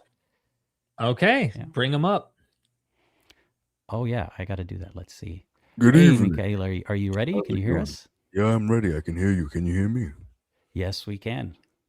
Nice to meet you both. I'm doing well. Nice to meet the both of you. Mr. Myth Vision, I have not watched that many of your videos, but I have seen some of them. I know especially you've co-opted with a man named Stephen Woodford, Rationality Rules. Yes. That video was phenomenal. That's why you've earned a subscribe from me. Mr. Aladdin, Yeah, Mr. Aladdin, I've watched him for a couple of years. He already knows that I adore his content. Not a single video of his has gone by where I have not found myself invigorated with so much happiness and such excitement at his videos. So, Mr. Aladdin, thank you so much. Now, hey, real Very quick, just got to hit the super chat. Anytime we get them, it's not to be rude. It's to show respect to people who are supporting the channel. Aladdin and Derek is, and thank you so much, Amin Ra, is the first time you got together, ? No, we've done a few in the past, but we need to do more. I missed the start of this. I was watching John Cohen, and all of you are great. Thank you so much. Really appreciate it. All right. Thank you, Amin. Now, before I begin with why the strongest arguments for why the Quran is divinely inspired, I just want to ask Mr. Aladdin. So, Mr. Aladdin, you posted something on YouTube. You were doing like this voice message thing where you were replying to your fans. Do you recall? Yeah. Yeah, and then I do want to keep it on topic though, because I know that Derek's asked the question and he wants the stream to be about this. So well, I set up that later. I set up guardrails, and this is not to dodge any other things, but like when we do these streams, we come in prepared to keep it very focused because we can go off track, and we kind of did even in the last episode with the last person, Daniel. So if we can keep it, if you have something you can bring, you've waited a long time. I'm not trying to move you off of here. Yes, of course. That you think helps prove God by the Quran or something like that. The Quran proves it's from God. Muslims usually defend the Quran, as you saw the last caller. What evidence? What makes you believe that it is from God? Like, we're questioning that it is from God. We think humans wrote this. It's from the human imagination,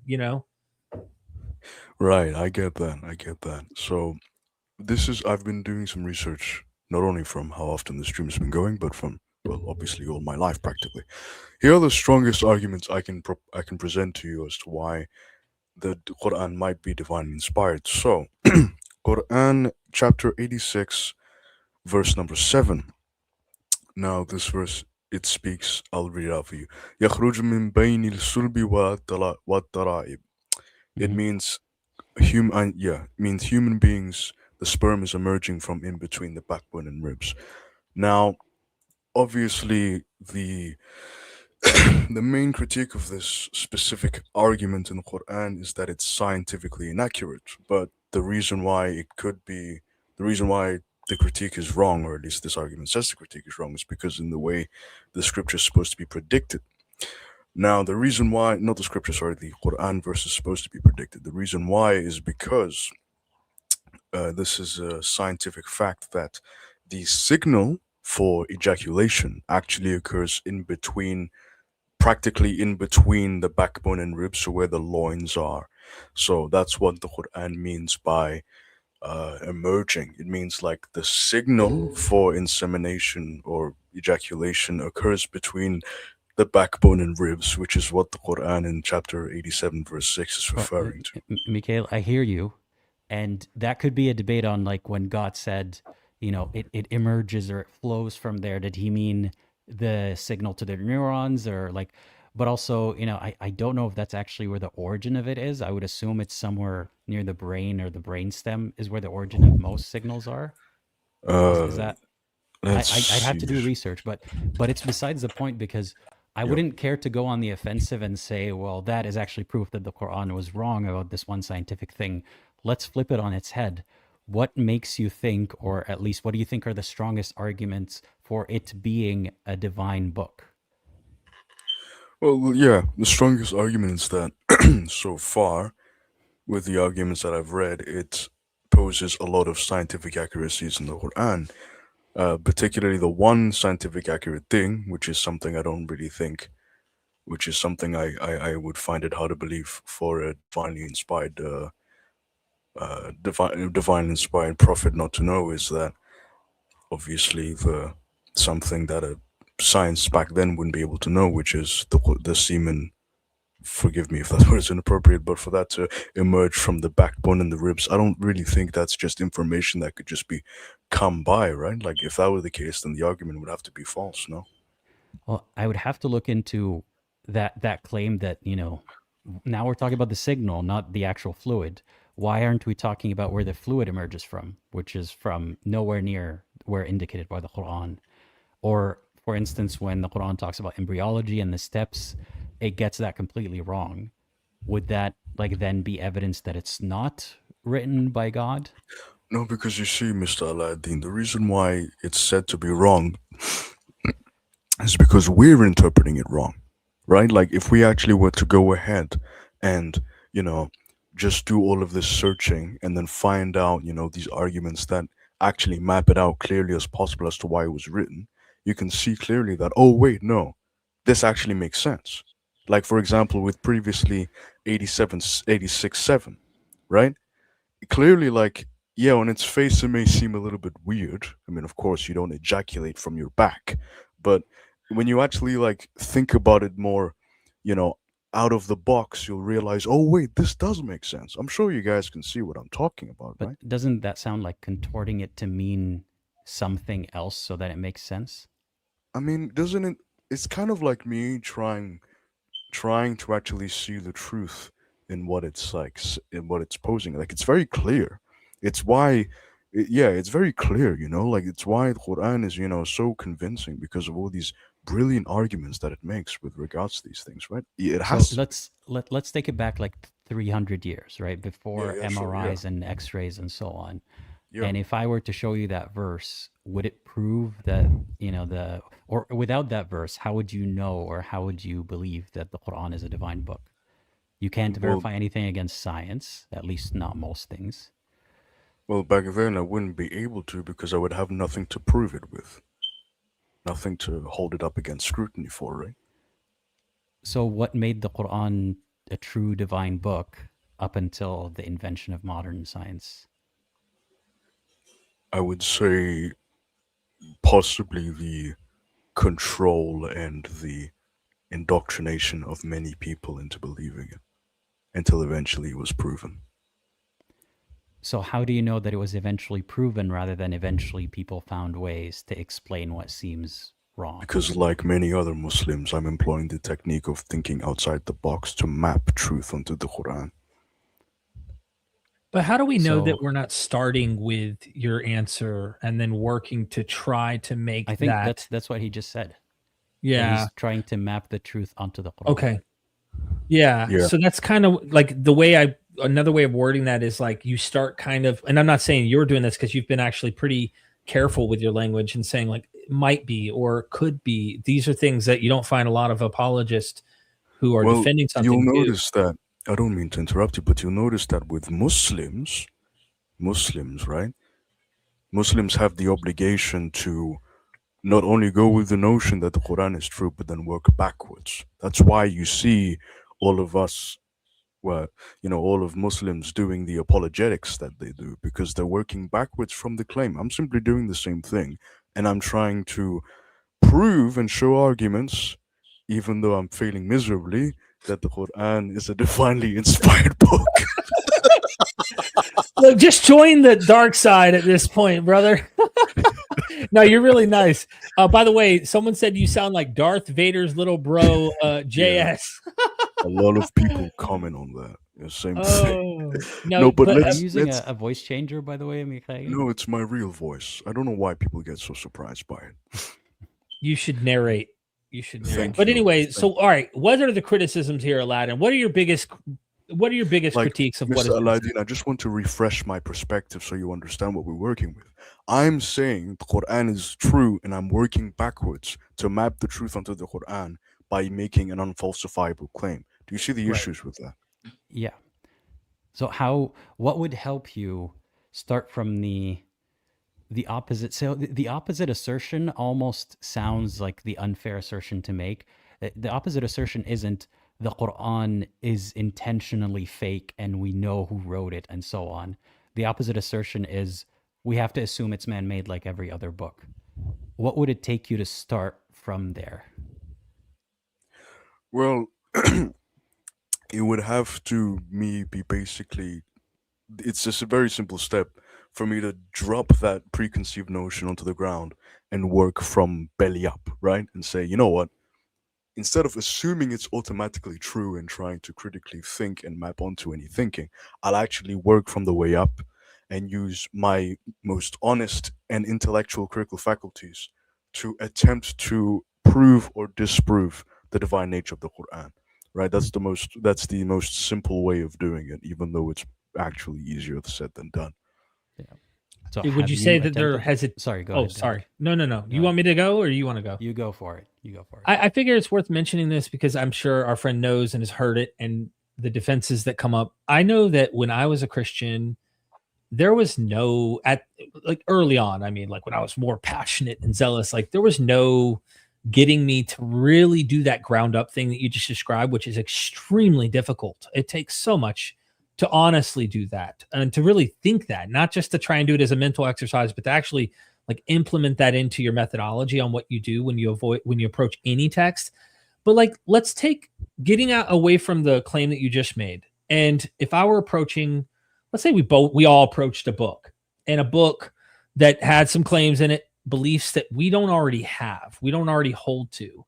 I don't know, let's say Dionysus or some other god, right? I think you probably watched my interview with Stephen Woodford. Yeah, Russian. Yeah. Yeah. Let's pretend we're talking about Dionysus. And in that book, there are people who are claiming that Dionysus is, coming up with divine revelation. He's predictive. His father is Zeus. I mean, of course, it's a whole different paradigm than what the Quran has, but let's just pretend you and I were reading this text and then others were accusing him of learning this information at night. People are dictating this information to him. They're giving him these stories, these materials, right?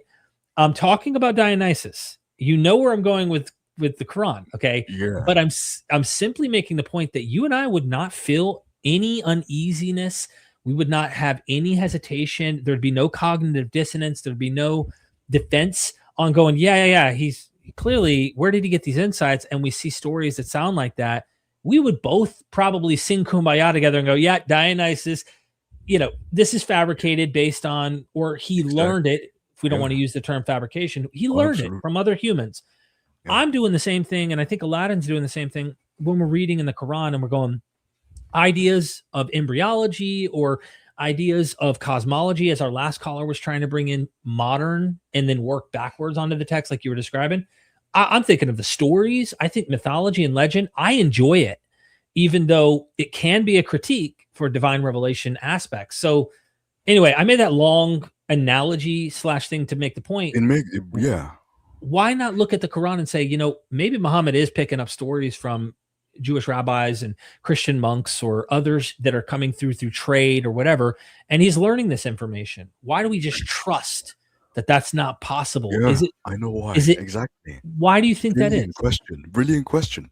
Because in Islam, the main thing is you must immediately succumb to all of your critical faculties and just obey what's in front of you. Room for thinking and critical thought is either handled two ways, either completely taken out of the walkway and just thrown and just never properly addressed, or it's just strawmanned, it's abused, and eventually discarded to the masses. So the reason why we can't, Muslims can't approach it that way is because, I guess, fear and a lack of bravery in the sense that they're challenging what they've always been told to face at the front. You disagree, Aladdin? I disagree with framing it as a lack of bravery, because that's almost putting the onus on the person, like there's a deficiency in them. I see the world a lot more deterministically, not completely deterministically, but a lot more than most people. Okay, I feel like sorry. Maybe and there's no need to apologize. I just wanted to insert that thought here that you're not brave if you're incapable, or if your circumstances and upbringing make it very difficult for you to question. So I don't want someone who's not able to question or to stay in that mindset to think that they're cowards or not brave. But I understand that comes to my point. Aladdin, what I was saying earlier, and how do I pronounce it? Is it Mikha'il? It's Mikha'il, yes. Mikha'il. I that's what I was saying when I said as a Christian, I really think back. I don't think I couldn't have considered what I know today. I could not at certain points in my life. I think it took personal struggles and other things in my life to even allow me to be willing to somewhat go down this path. I didn't choose this. I really did not choose this. And people don't realize, like, yeah, there were things I was maybe willing to listen to at this moment, but like everything started to lead me down this path where I started to actually see data and I was willing to receive it. So I think if I interpret you in the courage aspect, to line you up with Aladdin and not use it like, oh, you're not somebody who has courage to do this. I get it. I get the struggle of indoctrination, of being taught and told how to do these things. This is taboo. You're not even allowed to do this. You're not really supposed to believe those words that are coming from the opponents in the Quran toward the prophet. And you're doing, like, just the way you're talking, though, it sounds like you've done some work internally to even be willing to question and say, maybe that's the case. I don't know. I mean, you could say I've been fighting a lot of shayateen, but in all seriousness, when I say lack of bravery, I mean in the sense that, not to say that they're cowards. I understand how that can be easily misinterpreted. I don't mean in the sense that they're cowards or that they have no backbone or anything. I mean in the sense that when I say bravery, I mean the essentially the grit to see all of this. No, you still feel the fear and that hold back from indoctrination and that grip from, you know, your past and the way you've been raised and the child rearing process you've undergone, and think, I'm going to step out of this box, see try and see the truth behind all of this, even though I feel very, very scared, feel very, very fearful. So when I say bravery, I don't mean it as something internal. I mean more like whether they make the decision or not. Bravery, I hope you guys understand. Bravery is not about whether or not you, yeah, dude. I'm not gonna be able to fix that thing anytime soon. Sorry, guys. But like I was saying, I know it's annoying. I know it's annoying. I know it's annoying. I know it's annoying. I've been dealing with that for like a month now. I can't do it. I heard it. I get complaints whenever that happens. I'm like, yeah, I have to. I'll fix. Yeah. If I may, Aladdin, I'm going to leave you for a second here. If you want to continue, and then we do have other guests. I just want to be mindful of that. I need to use the restroom real fast. I'll be right back. No problem, man. Take your time. Sorry. Yeah. Again, I really will get that fixed. I promise you. But no worries. Back to what I was saying. Bravery is not about whether or not you feel fear. It's about, even though you feel this fear, you feel this, like hand pulling you towards your indoctrination, you still take it off your back and step out and try and see the world in a different way as much as you can. That's what I believe courage and bravery entail. So I do not mean in the sense that they're cowards. I mean, do they step out of that circle even if they feel really, really, really scared? And that's what I did. And that's what I'm still doing. That's what I'm doing here. And that's what I do every day I live and breathe. Right? So back to the more important topic here. That's why essentially, to answer, Mr. Myth Vision's question, that's why I believe it's hard for Muslims to work forward from the claim that they don't know whether the Quran is divinely inspired or not. Because in all seriousness, again, most of them are essentially not stepping out of that box of indoctrination, of fear, of that unfortunate child rearing process they underwent. Because you said most of them, right? Do you not include yourself or see yourself as part of that group? Do you not struggle with the questioning part? Like, have you reached a conclusion about that? No. When I say most of them, I mean because I've taken the decision. They haven't, right? So that's why I don't really consider myself as them anymore. Those who are still stuck in that cycle, because I'm slowly stepping out of it. So that's why I'm like making a distance between myself, not to like alienate or to, obviously disparage them, but just in general to make clear distinction that they're still staying in that faith and remaining completely silent while I'm out here asking questions, researching, talking, debating. That's why I'm distancing myself from that. And that's the answer. I hope Mr. Myth Vision heard my answer. It's that I did. They simply just don't. They don't step out of that. miracle. Yeah. Well, just to answer your thing about courage, I think that in this would align with what you're saying, Aladdin. Of course, from a deterministic standpoint, you can see how that can create different kind of ways of, this is just a description. He's trying to say that, look, people are willing to do the hard thing and do those things. He's saying is a commendable thing. And I think that that's important to highlight.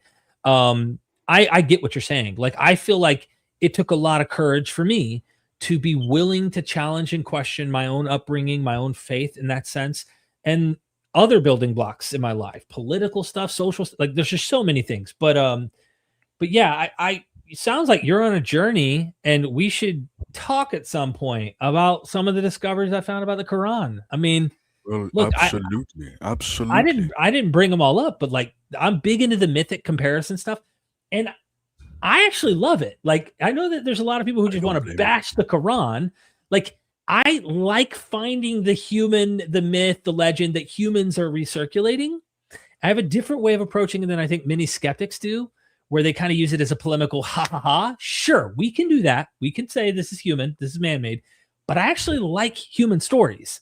I actually like mythology. I like legend. And so I feel like I'd be like a safer, I'm going to use scare quotes, polemicist, if you're going to call me one.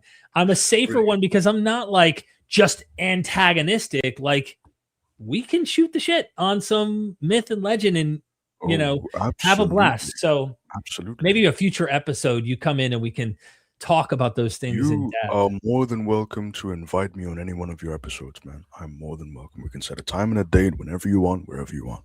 But now, to the more important topic at hand, as you previously elucidated. We're proving the Quran is from God. I have more arguments. So let's begin with the second point of view now. Well, we got to do just one more because we have to take the next caller, but let's just do one. Yeah. Now, I will point to another one if I can find it. Yes. So this is another Quranic miracle that if I just pull up the verse as to not So, Surah Ad-Dariyat, chapter 51, verse 47. We built the universe with great might, and we are certainly expanding it. Now, I'm sure any what one is it of again? you... Yes, Ad-Dariyat, chapter 51, verse 47.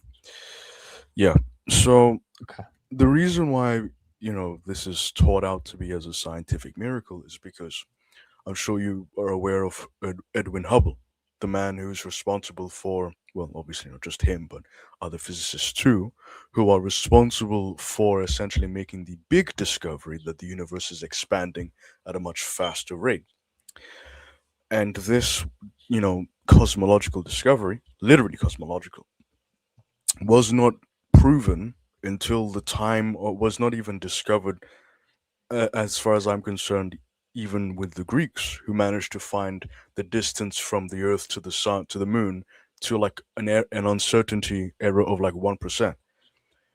How could it be such that a man 1400 years ago who couldn't read and was an illiterate merchant knows something of this scientific degree? How could this be? So I'd like to take a shot at this. How do you know that the author meant the Big Bang and the expansion of the universe and not something else? Well, because the Big Bang is literally an expansion, right? Like it's an implosion technically, but then after but how do you know that the author meant that? Because the author also talked about all sorts of things like Ya'juj and Ma'juj, for example. And as far as we can tell, if we were to read the words at face value, he meant them to mean like a literal people, right? Like a literal species that exists or existed. So how do you know that the author meant by the expansion is referring to the Big Bang, not the expansion of, say, like, there's there's room for everybody, or the expansion of, as somebody said, like the firmament of the sky or something? I mean, I'd say the only answer to that question is that I'm not sure about Ya'juj and Ma'juj. Allah only knows. Allah is more intelligent than I am. But with regards to this, whole Quranic miracle, it's obviously a miracle. Like, how could a an illiterate merchant in Saudi Arabia know this scientific fact of such a weighty degree? I mean, obviously it's the Big Bang. What else could it be, right? But how do you classify this as a scientific fact and other things that seem like statements of fact about the universe as metaphors? How do you know which one's which? Because the Quran is a true divinely inspired book, right? Now we're going in a circle. Yeah.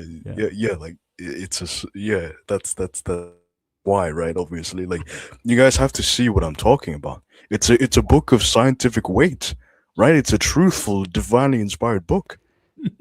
No, and here's the thing though, like when people give a lot of weight to these claims that they say are scientific, it's never been the case that someone opened the Quran and saw, there's a factoid about the world.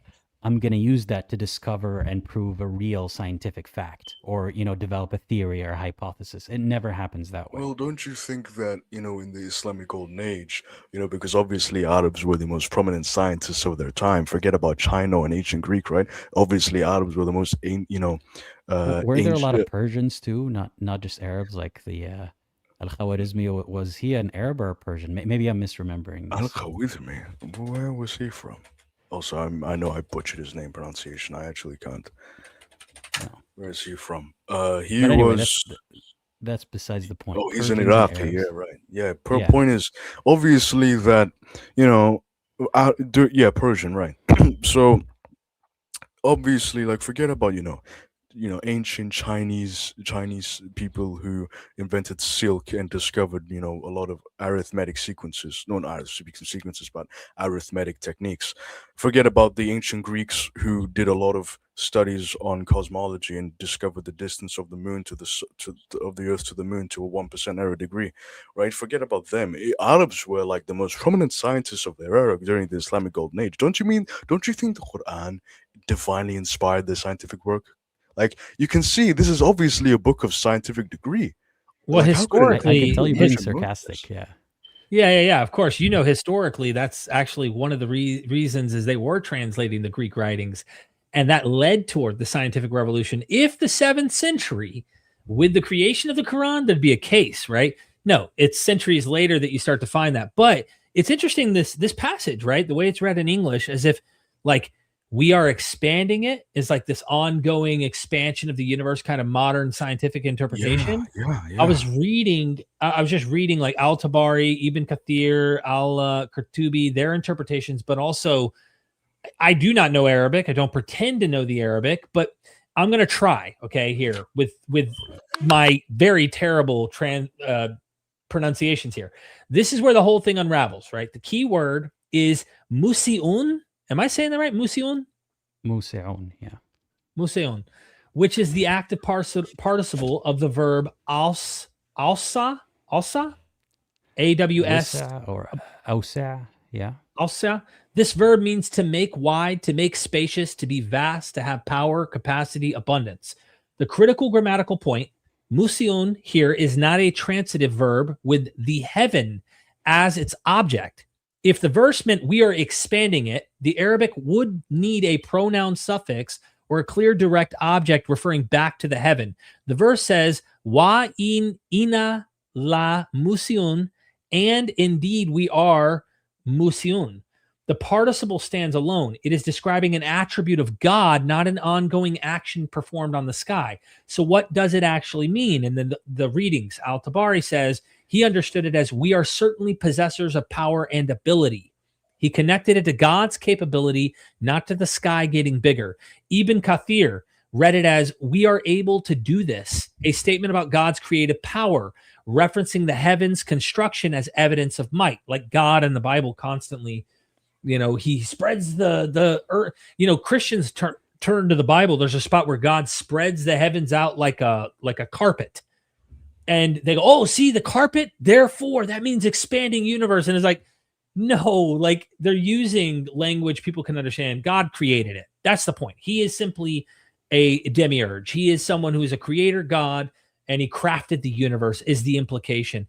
It goes on. There's Al-Qurtubi interpreted musiun as referring to God's capacity and provision, his ability to provide abundantly for creation. And there are other interpreters. But if you're a Quranist only, you're not going to, you know what I'm saying? Like, you're not gonna buy what these guys say.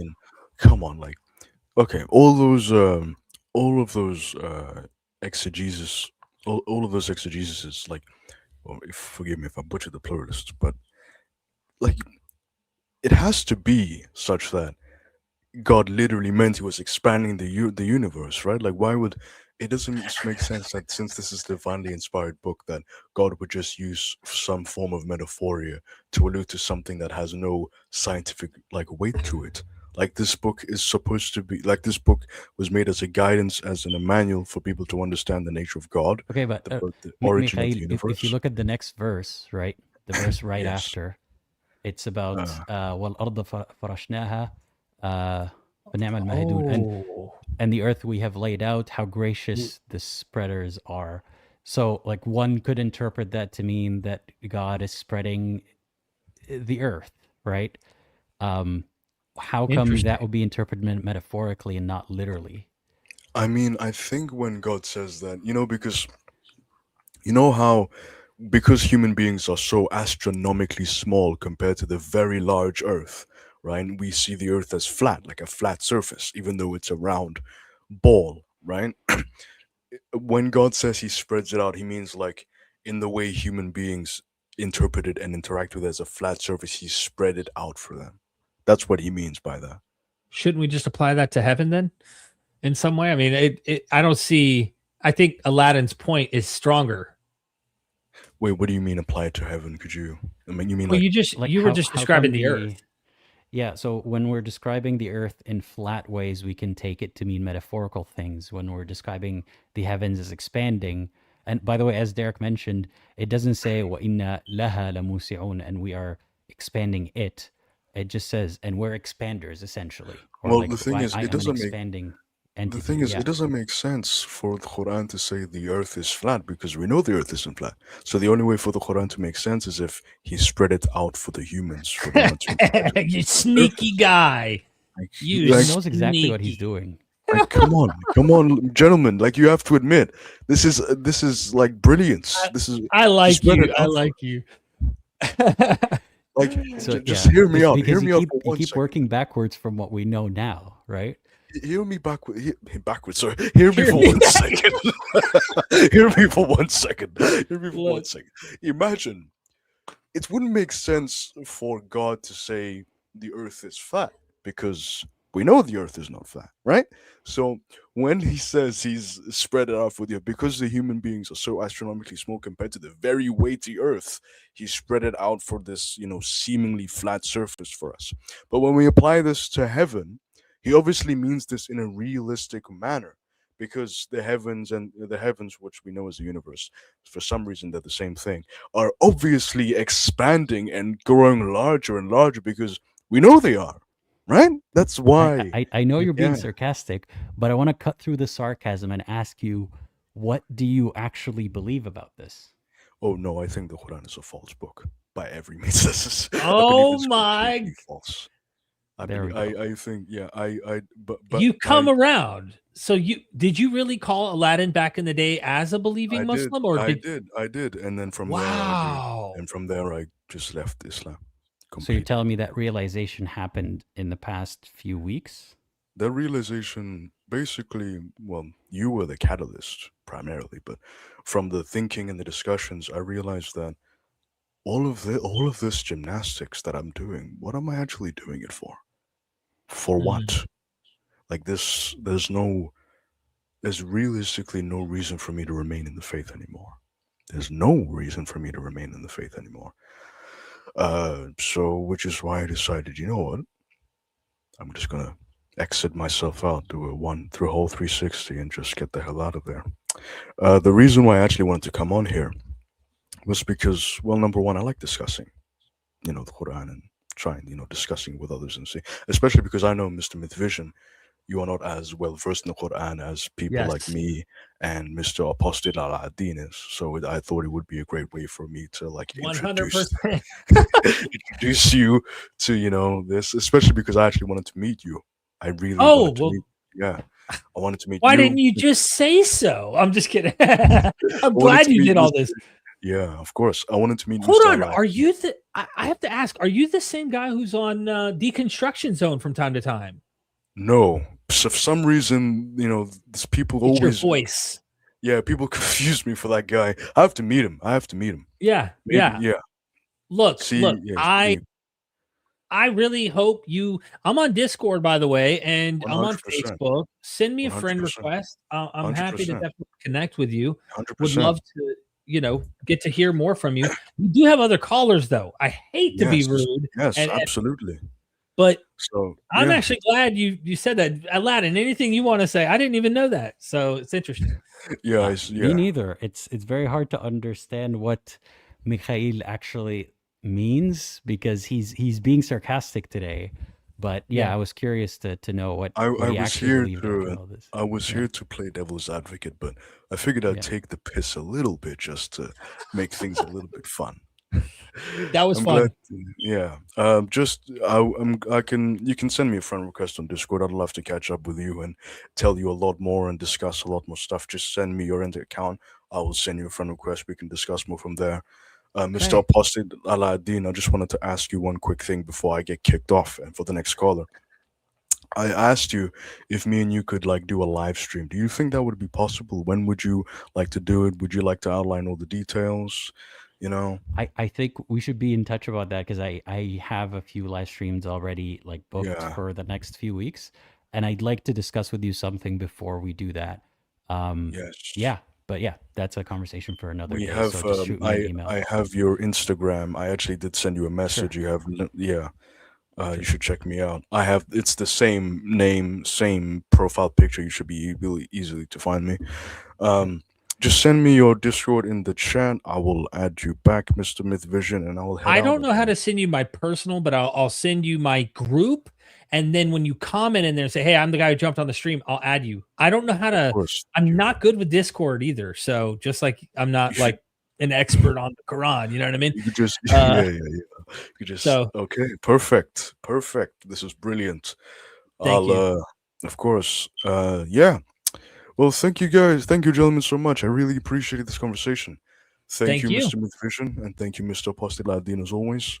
And yeah, have a brilliant rest of your day, gentlemen. Thank you very much. You as well. Thank you, my friend. Bye-bye. Thank you. All right. Apostate, we got a super duper chat. I got to get the super duper chats.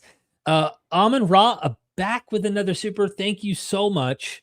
I have two English Qurans. One is from 1945. In this version, the word expander was translated encompassing power.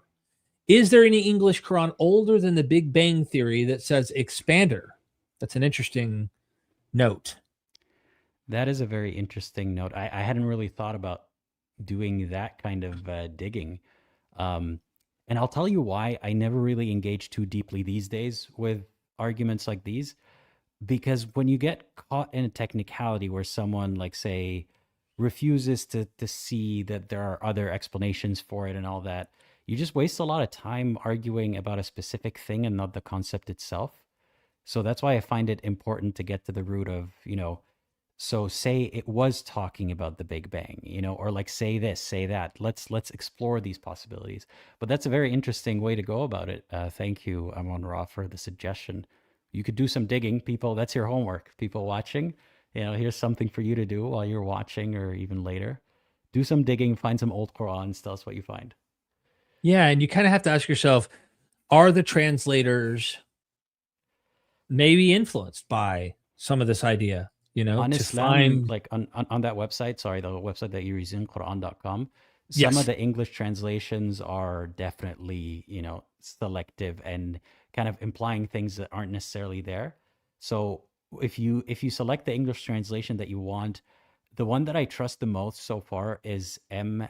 Pickthall. There's Sahih International, but sometimes they insert their own little understandings.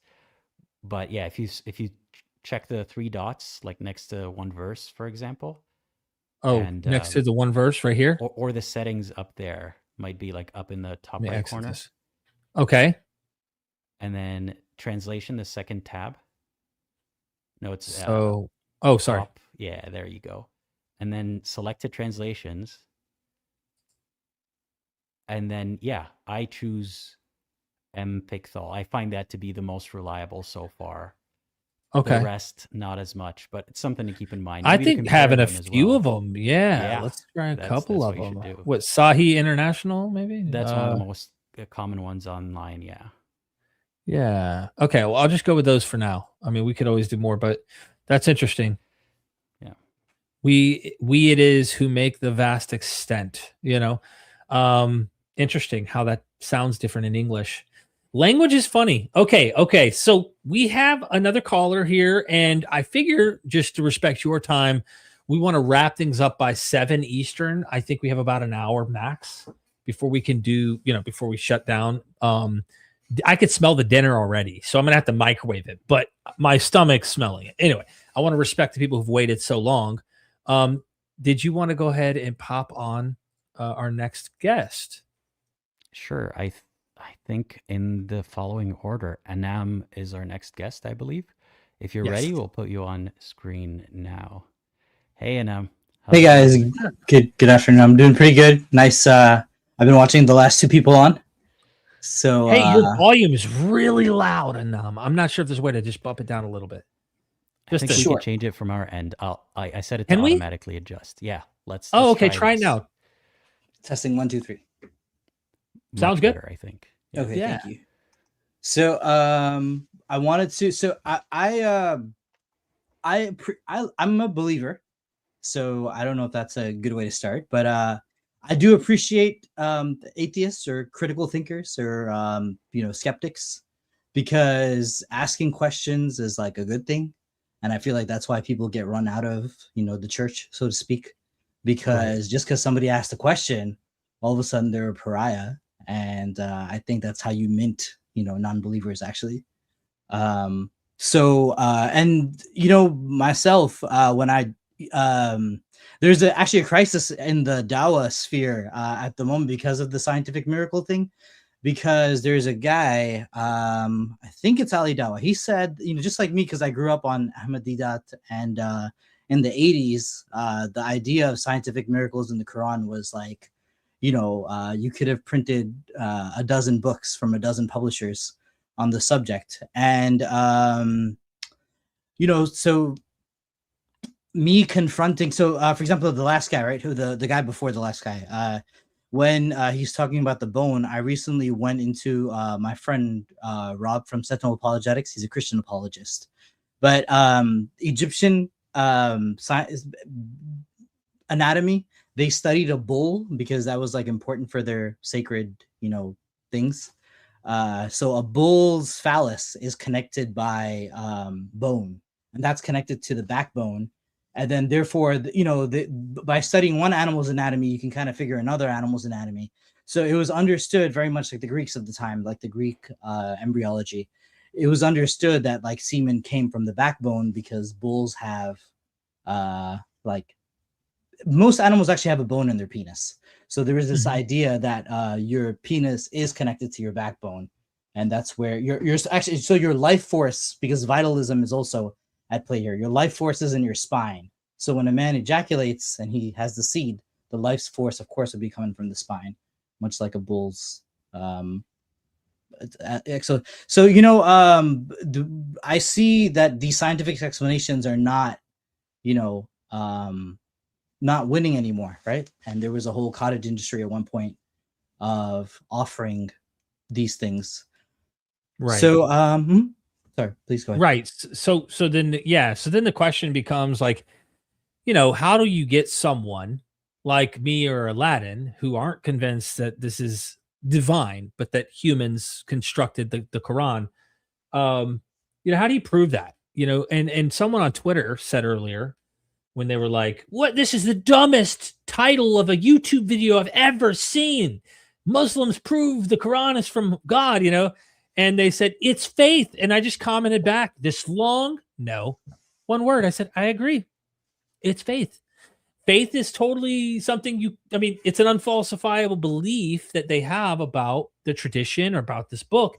And, what do you do with that? So then I guess it's kind of like I've asked Muslims to come on to maybe give us evidence, give us an argument on why this is the book from God, right?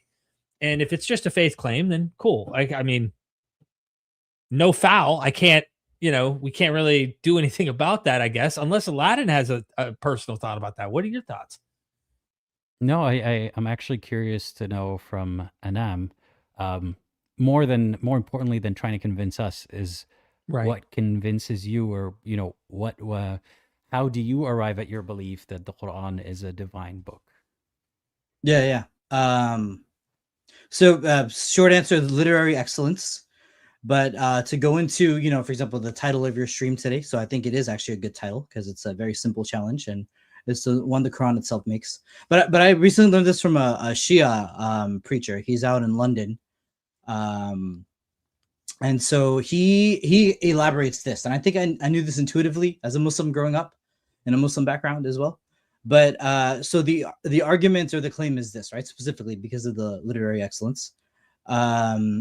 It's this text, right? Unlike other texts, because, I'm speaking to skeptics here. So you want a concrete answer, right? We don't want, broad, sweeping gestures at meaning. So what this text does, though, is that unlike any other text, arguably, right? And I'm willing to say there are arguments, is that it's not entirely rhyme, but the way it employs rhyme and meaning together. And I'm not saying, is utterly unique. And so that's my summation. But one quick thing, Brother Aladdin, right? If I could offer, you asked a really good thing, from the two callers before, the guy, you asked him, like, how do I know this meaning? And, like, instead of looking at it from a dictionary, right? And so something the Quran does, and arguably other great works of the genre, like Moby Dick, the Song of Hiawatha, is that it is when you look, what the Quran does is you can look up the words used elsewhere in the Quran, and you can figure out the definition from itself. So, but I will say this though: any great work of that century, like Moby Dick, you can figure out anything about the 19th century whaling, history of New England, and the vocabulary. Or, for example, the Song of Hiawatha I mentioned. Something modern people are doing is we're losing language for nature. Like, we can't differentiate between like crows and ravens, for example, because we're destroying nature, with our economy. So, but when you read an 18th century poem or a 19th century poem, you'll see a lot more distinctions between herons and warbles. And, when was the last time you used the word warble? So. Yeah. I want to start with the things that we do agree on, actually, because I think we agree on a lot, you and I, Anam. And you had mentioned that the linguistic structure of the Quran, the rhyming but not always rhyming, and there's meaning, it is unique. I agree with you. Of the established literary works, especially popular ones, it is unique, right? Is it unique compared to old poetry that was written before or around that time? That people will argue both ways, but if we're talking about today, is that unique? Yeah, it is unique. So my question would be, does the uniqueness of it, does that mean that it is divinely written? Or is there a possibility that it was human written and it is unique, actually, and it's literary work that is amazing compared to a lot of other things that didn't get as popular? Yeah, I appreciate the way you phrase that. Derek, did you want to add anything? No, I don't want to interrupt what Aladdin says, because I have my own thing that we can get into after this, because I think it's a good personal example of something that I've come across that I didn't think I would have come across that impressed me. But let's first allow you and Aladdin, and then So I was taking notes when you and the other two callers are speaking, and it's interesting because sometimes I don't know when to transition into something. But so, not to brag, I have a bachelor's degree in comparative religion, right? Just a humble bachelor's. And one of the great things is, though, we had to read both Freud and Jung, right? So psychologists from the 20th century. And when Jung said, Jung mentions the collective unconscious. And when I read that, right, I'll tell you, just curious, let's say 20-year-old sitting in the class, absorbing all these ideas. I think so when I think we Muslims intuitively, right, we kind of understand, right? We say that he didn't write the book, right? But we also say it's not like God himself came down and gave it to him. So there's this, I think we kind of like, even though we wouldn't say Jungian subconscious, right? But there is this, we ironically, right, even though we kind of believe the book was like downloaded into a person, you know, much like the Matrix, or something, I think we would be more able to cope with this idea. And just to I mean, so another thing is that we had to also read Eliade and Emil Durkheim. So the study of Aboriginal religion was really interesting, from Australia. And they have this thing called an axis mundi, where they can always point to like their hometown, or like it's actually like a rock or something. It's actually a stick maybe, because it's a pole in their hometown. And other indigenous people of the Americas also had it. But it's so interesting to me, you know, so we function that way with Mecca, right? Because like we can point to that city anywhere in the world. Calculations were done, you know, like your direction to pray in is done with the curvature of the earth, because the similar way a plane flies along the arc of the earth, it doesn't just fly like straight down on a map. So you would, where I'm going with this, right, is that because you gave me a very serious thing to, you know, like a very respectful way you answered, you know, I just wanted to what I would say to atheists or skeptics, right? People who would reject the divinity here, is that, you know, Rabbi Wolpe did a really amazing debate with Sam Harris like 12 years ago or 14 years ago. And so he kind of describes, first, I think like Plato has something to do with it. But the idea is that it's very hard for an atheist to like understand words that are coming out of a mystic's mouth, respectfully, right? It's just, so the idea is that like we don't understand what reality is, right? And so, and then another thing about, again, this is the comparative religion degree, right? There's altered states of consciousness that human beings tap into. And then this is where Rabbi Wolpe comes up again. So the goal isn't, okay, so I understand your question, right? Is this a divine book revealed, you know, by an ultimate deity to a mere human? And then this is the eternal law. Specifically, like, I agree with you that it is unique. I agree with you that there aren't other books similar to it right now that are anywhere nearly as popular. But is that, you know, uniqueness and the style of it, is that criteria for divinity? Yeah. So because you phrased that really well, I would just say divinity in the sense that like there's, okay, like I turned 40 this year, right? So not to, but I think, you know, from a historical point of view, when someone looks at their society and sees all these problems, and somehow their unconscious comes up with these solutions, and when I look at the arc of history, and for example, Christianity, you know, kind of like dominates the Near East. And so this is kind of a pushback by those peoples, you know, from Byzantine or Roman domination. And then the other ideas, though, so many ideas that this one, you know, desert nomad came up with, so like as solutions for his society, which are adopted later. For example, like, you know, sola scriptura is something that Christianity adopts, like, you know, 1500 years after the fact it founded. But like Islam kind of starts with the idea that this book is like sola scriptura, is we don't follow a priest or a hierarchy, we follow the book. And so, I mean, this is me. Okay, so what I'm saying is, though, I'm giving you like from a secular point of view, right? I just see more positives than negatives, you know, when, even though that doesn't go speak to the question of divinity. You see more positives than negatives in believing that it is divine, or in following it, or both, or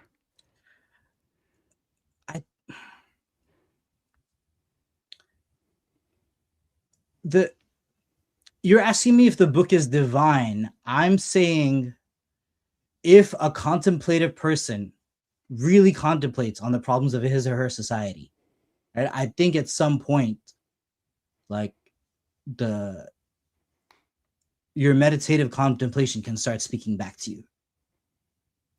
And is that definitive proof of the divine, or is that an expression of the divine that, you know, some people associate with God?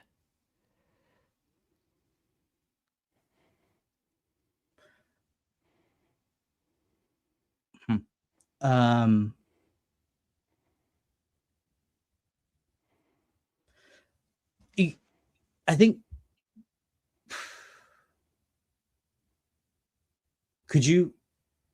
how would you, could you tell me where you're going with that question, kind of?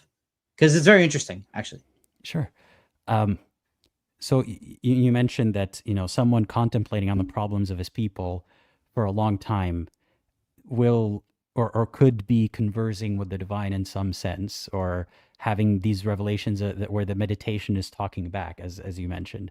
Is that to you proof that there is a one God called Allah speaking back, or is that possibly an expression of what many people all over the world consider to be interacting with another dimension, or with spirituality, or with divinity?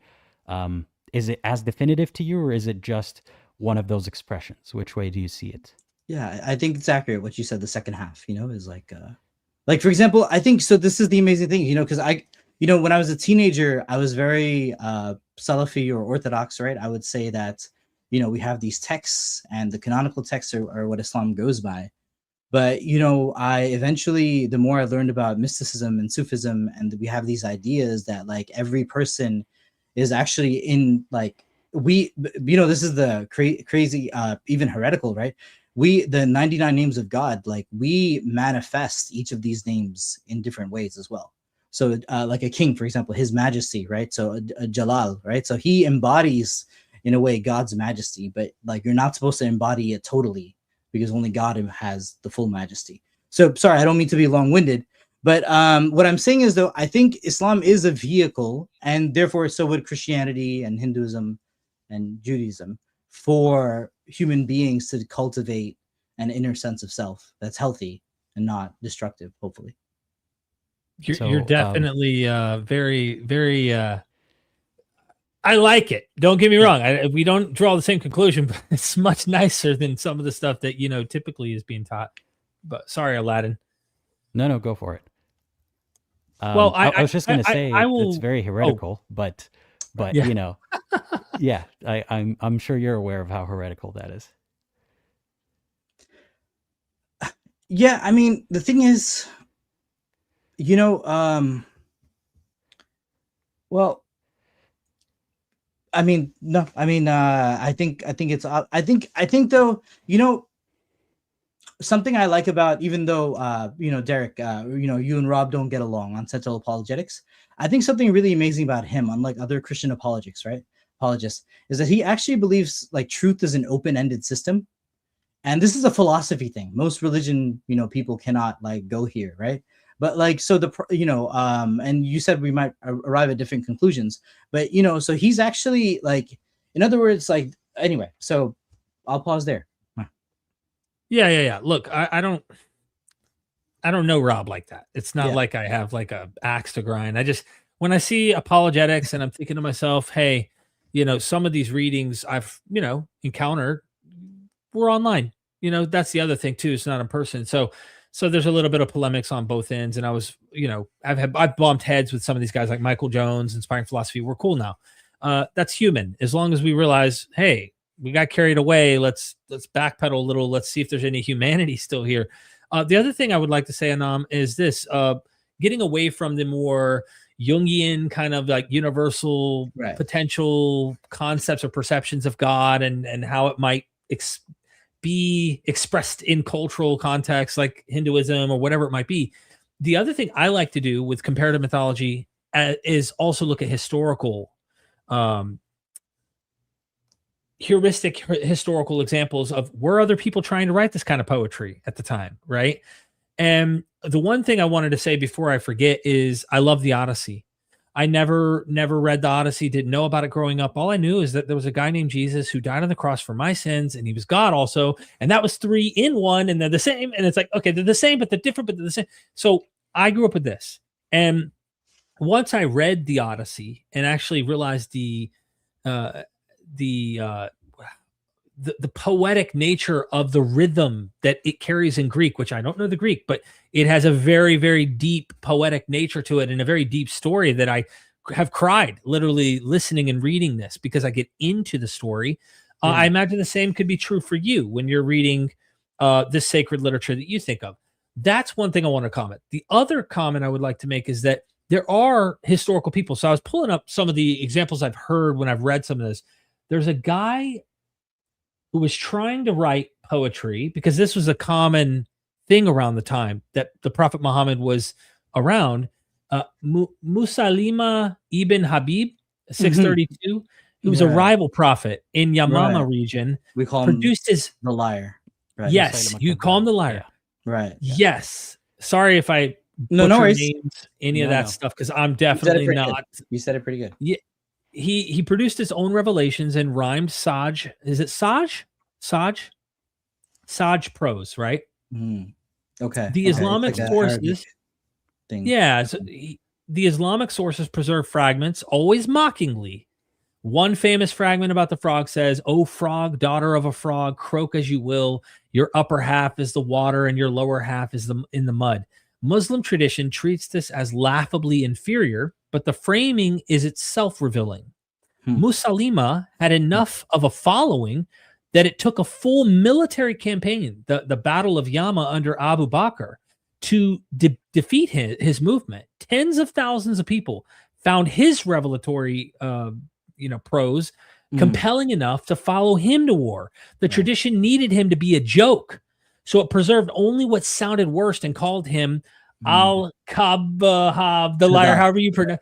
Yeah. So what I'm saying is like clearly from an Islamic kind of traditional perspective, you look at the false prophets, you look at the liars, and you go, they can't compete with us. But if you weren't raised in that tradition, if you did come from their background and you read that and said, no, my guy's right, it just so happened by mere chance in history that Abu Bakr kicked his ass. You know what I mean? And we're now left with the fragments of that and the remaining propaganda of one side's subjective opinion about this literature versus the other side's. That's kind of where I come at this and think through it and go, I wonder if we had preserved all of the prose that he had produced and we had them side by side, what would we from the outside, not born from the cradle in Islam, but like someone like me who comes along and reads both side by side, what would I think? How would my judgment be, especially when tens of thousands of people thought he was worthy of following? That's kind of what I do. I try to step outside of the box. Don't try to take a position, start with that position, and then try to draw a conclusion. I look at it and go, well, let's lay out both of them and let's see and compare and things like that. But that was just a historical comment that I think is worth making a mention of. Yeah, for sure. For example, it's easy to point out there were rival claimants to Messiah after Christ in the first century. You could have the Maccabee guy too, or the Bar Kokhba guy. People swore that he was a religious returned figure as well. So, but I think I read once there might have even been like dozens of messianic movements in first century Palestine. It was just there were. Yeah. There's in the commentary of Clement on the book of the Gospel of John, he talks about a guy named Dositheus. And so if you go check that out, it's really interesting. But the Dositheans, which are his followers in the 3rd century, were saying he's still alive and that he never died. He never tasted death. Now, Dositheus lived around the time of Jesus in the 1st century. That's 200 plus years. They're still saying he didn't die. So, you know what I mean? In my mind, I'm like, well, what did they believe? And how does that match? We don't have the writings. None of it's preserved. We only know through the Christian polemicist, philosopher, apologist, if I can call him that, Clement, who, I have my quibs with, but also might contribute some interesting things.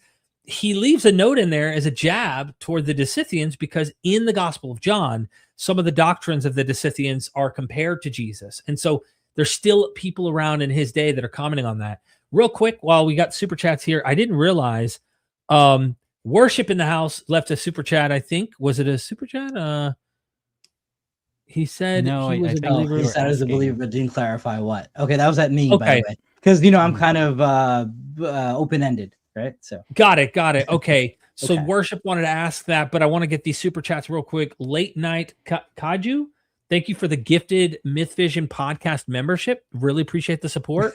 And Chuckles 576, how does Anam feel about? Is it Anam? Yeah. How do you feel about apostasy laws? Yeah, no, obviously I'm against them because I think at least 22 countries I might just face a chopping block. But yeah, it's not a good thing. Okay.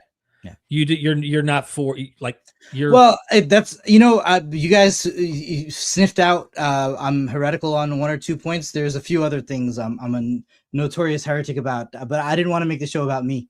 So but yeah. Well, so it is. You're the guest. Yeah, you're yeah. popping on, you know. You know, so well then I'll say that because I usually go on Christian apologist channels but I had a religious experience when I was 22, and I believe that Christ revealed himself to me, but I am a Trinitarian Muslim, so I stay within Islam, but I just kind of view it from a more unorthodox paradigm. And wow. Yeah, no, it's, I mean, but I didn't want to start that way, the conversation that way. I wish you did. I'm just kidding. No, it's fine. I'm kidding. Go ahead, Aladdin. I talked long enough. I'm always curious. So when I have a conversation with someone like Anam on my channel, on live streams like these, there are often people in the comments, especially people who are not familiar with me, who would start asking questions and be like, okay, let's corner him on this or on that, or like he's lying about this, he's a Christian pretending to be a Muslim, or he was a Muslim pretending to be a Christian. I like to believe that the person talking to me is being honest, at least for their own sake. Obviously, if they start saying things that contradict, you know, what they're saying earlier, then I'll be suspicious. But I'd like to believe that you're telling me the truth, Anam. And I'm more curious about how you get to your beliefs than putting you in a box specifically. So yeah, you're aware, you're very, I guess, heretical by the traditional definition of a Muslim. So let's cater the question to you. How do you know that it was Jesus that spoke to you, or that there is basis or validity to the holy texts that are either the Bible or the Quran? Yeah, you know, let me concede your point. Okay, I'll the point of your question. I'll give you this, right? Since I was 14, I had studied so much on why the Trinity was, you know, incoherent, and I had learned about the New Testament and read so much of the New Testament.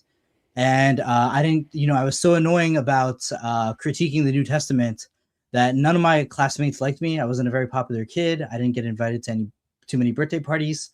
But, you know, the thing is, though, I think that radical change happens at some point, possibly because you hate something, right? Because you have so much energy and fuel bottled up against, you're weaponized basically against a certain doctrine. You know, that psychologically can be a catalyst for, like, Paul, for example, in the New Testament as well. He's fiercely anti-Christian. And then when you look at it as, wow, he does a sudden, you know, 180, it's actually that kind of person who like, you know, if you hate something that much, if you're obsessed with something that much, you actually love it, you know, in a way, right? So that's my own realization I have. So quick follow-up. Yeah. So you clearly identify that you know your focus on critiquing Christianity at the time, you know, given your Islamic context and upbringing, is what got you close to interpreting something that happened as, you know, as Jesus speaking to you. Right. So do you recognize that it was circumstantial in a sense, not an actual communication from Jesus? Yes, but no, can I tell you, you know, because you guys are very good skeptics and stuff too. Did you see the movie Slumdog Millionaire? Yeah. Okay. So the thing is, though, the way that movie is framed, right? Forget about Dev Patel and all that. Is that his entire life leads up to each of those questions, right? The $25,000 question is about when his mother was killed in a riot in India. The $50,000 question is about when he got rejected for a job interview. The $75,000 question is, you know, when his dad left him alone at a train station, whatever his life experience was. So something that impossible, right? Like the planets aligning in a way, right? Like, or something like that. That for example, so it's hard to put into words, but yes. So I understand you're saying that me being in a unique circumstance would be the one to realize that, you know, the Trinity is true because Christ, you know, revealed himself to me somehow. But I don't want you to interpret any of my questions as like a trap or leading or something. It's just because you mentioned that you recognize that you hate something for so long, or you obsess over it, you actually kind of love it. You recognize that that relationship you had with Christianity has led you to then like have Christianity on your mind and then eventually view it favorably. So how do you discern that, you know, how do you separate seeing the events that led to it from the belief that no, actually God did speak to me, and it's not just that he set up my life in that way in order to speak to me, but it actually happened? Like, how do you know the reality of it? Yeah, you know, and that's why I do, you know, I do try to watch your show, Aladdin, because I do feel like, you know, I have to challenge myself every day. And, you know, thinking skeptically is so important. And like the idea that, you know, that experience is all in my head and I need to move on from it. You know, I do think that maybe, but one of the things that keeps me in though, right, is that, you know, and again, if you watch the debate with Sam Harris and Rabbi Wolpe, there's the guy who's on the National Institute of Health. He talks about how he converted to Christianity, and it's a simple story. Like he saw a waterfall and it was frozen in 3, you know, and that's what led him to become a Christian. And it doesn't make sense to someone who's not having the religious experience. But I think Derek, for example, when he mentioned like he's crying during the Odyssey, you know, I think sometimes when something like it's a subjective thing, and then that's when, but here's the thing, right? Here's the wild thing though. Between subjectivity and objectivity, there's not like a hard and fast line, right? At some point, like the subjective put together is how we figure out, you know, like that's what empiricism is, right? Anyway, so I don't want to wax on too long. Well, I get it from Lord of the Rings too, you know what I mean? And like, you know, anyway, but go ahead. I want to push back on one thing. You said that you know, you're thinking, what if it's, maybe I should just move on from it and think that it's all in my head and I need to move on. That's not the only other alternative, right? I'm not saying it's either Jesus spoke to you or you need to move on in a dismissive way. There are other options, like you already are kind of halfway there, if not more. Understanding the factors that led to you having that experience and your frame of mind, that in and of itself is a way of moving forward. Putting some significance to it that is metaphysical, that's another way. Or maybe the significance of, you know, what that belief did to you in that stage of your life, that's another way. It's not either call it Jesus or ignore it, you're crazy. You know, that's not what I'm suggesting here. So I'm just very curious always to ask these questions to people who have beliefs, especially the ones that are not very traditional, because the goal is to help you think about how you know things, not to disprove you wrong. So I'm curious if in the future you'll be thinking more about, you know, how do I know that this happened, not just subjectively, but it actually happened, or is it just that it's affecting my life a certain way and it helps me to believe that it happened?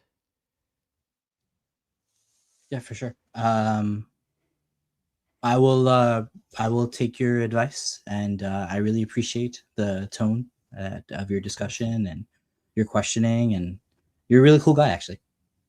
Thanks so much. I think the same of you, and I think there's a lot we have in common, and that's where I like to start. Nice meeting you, Derek.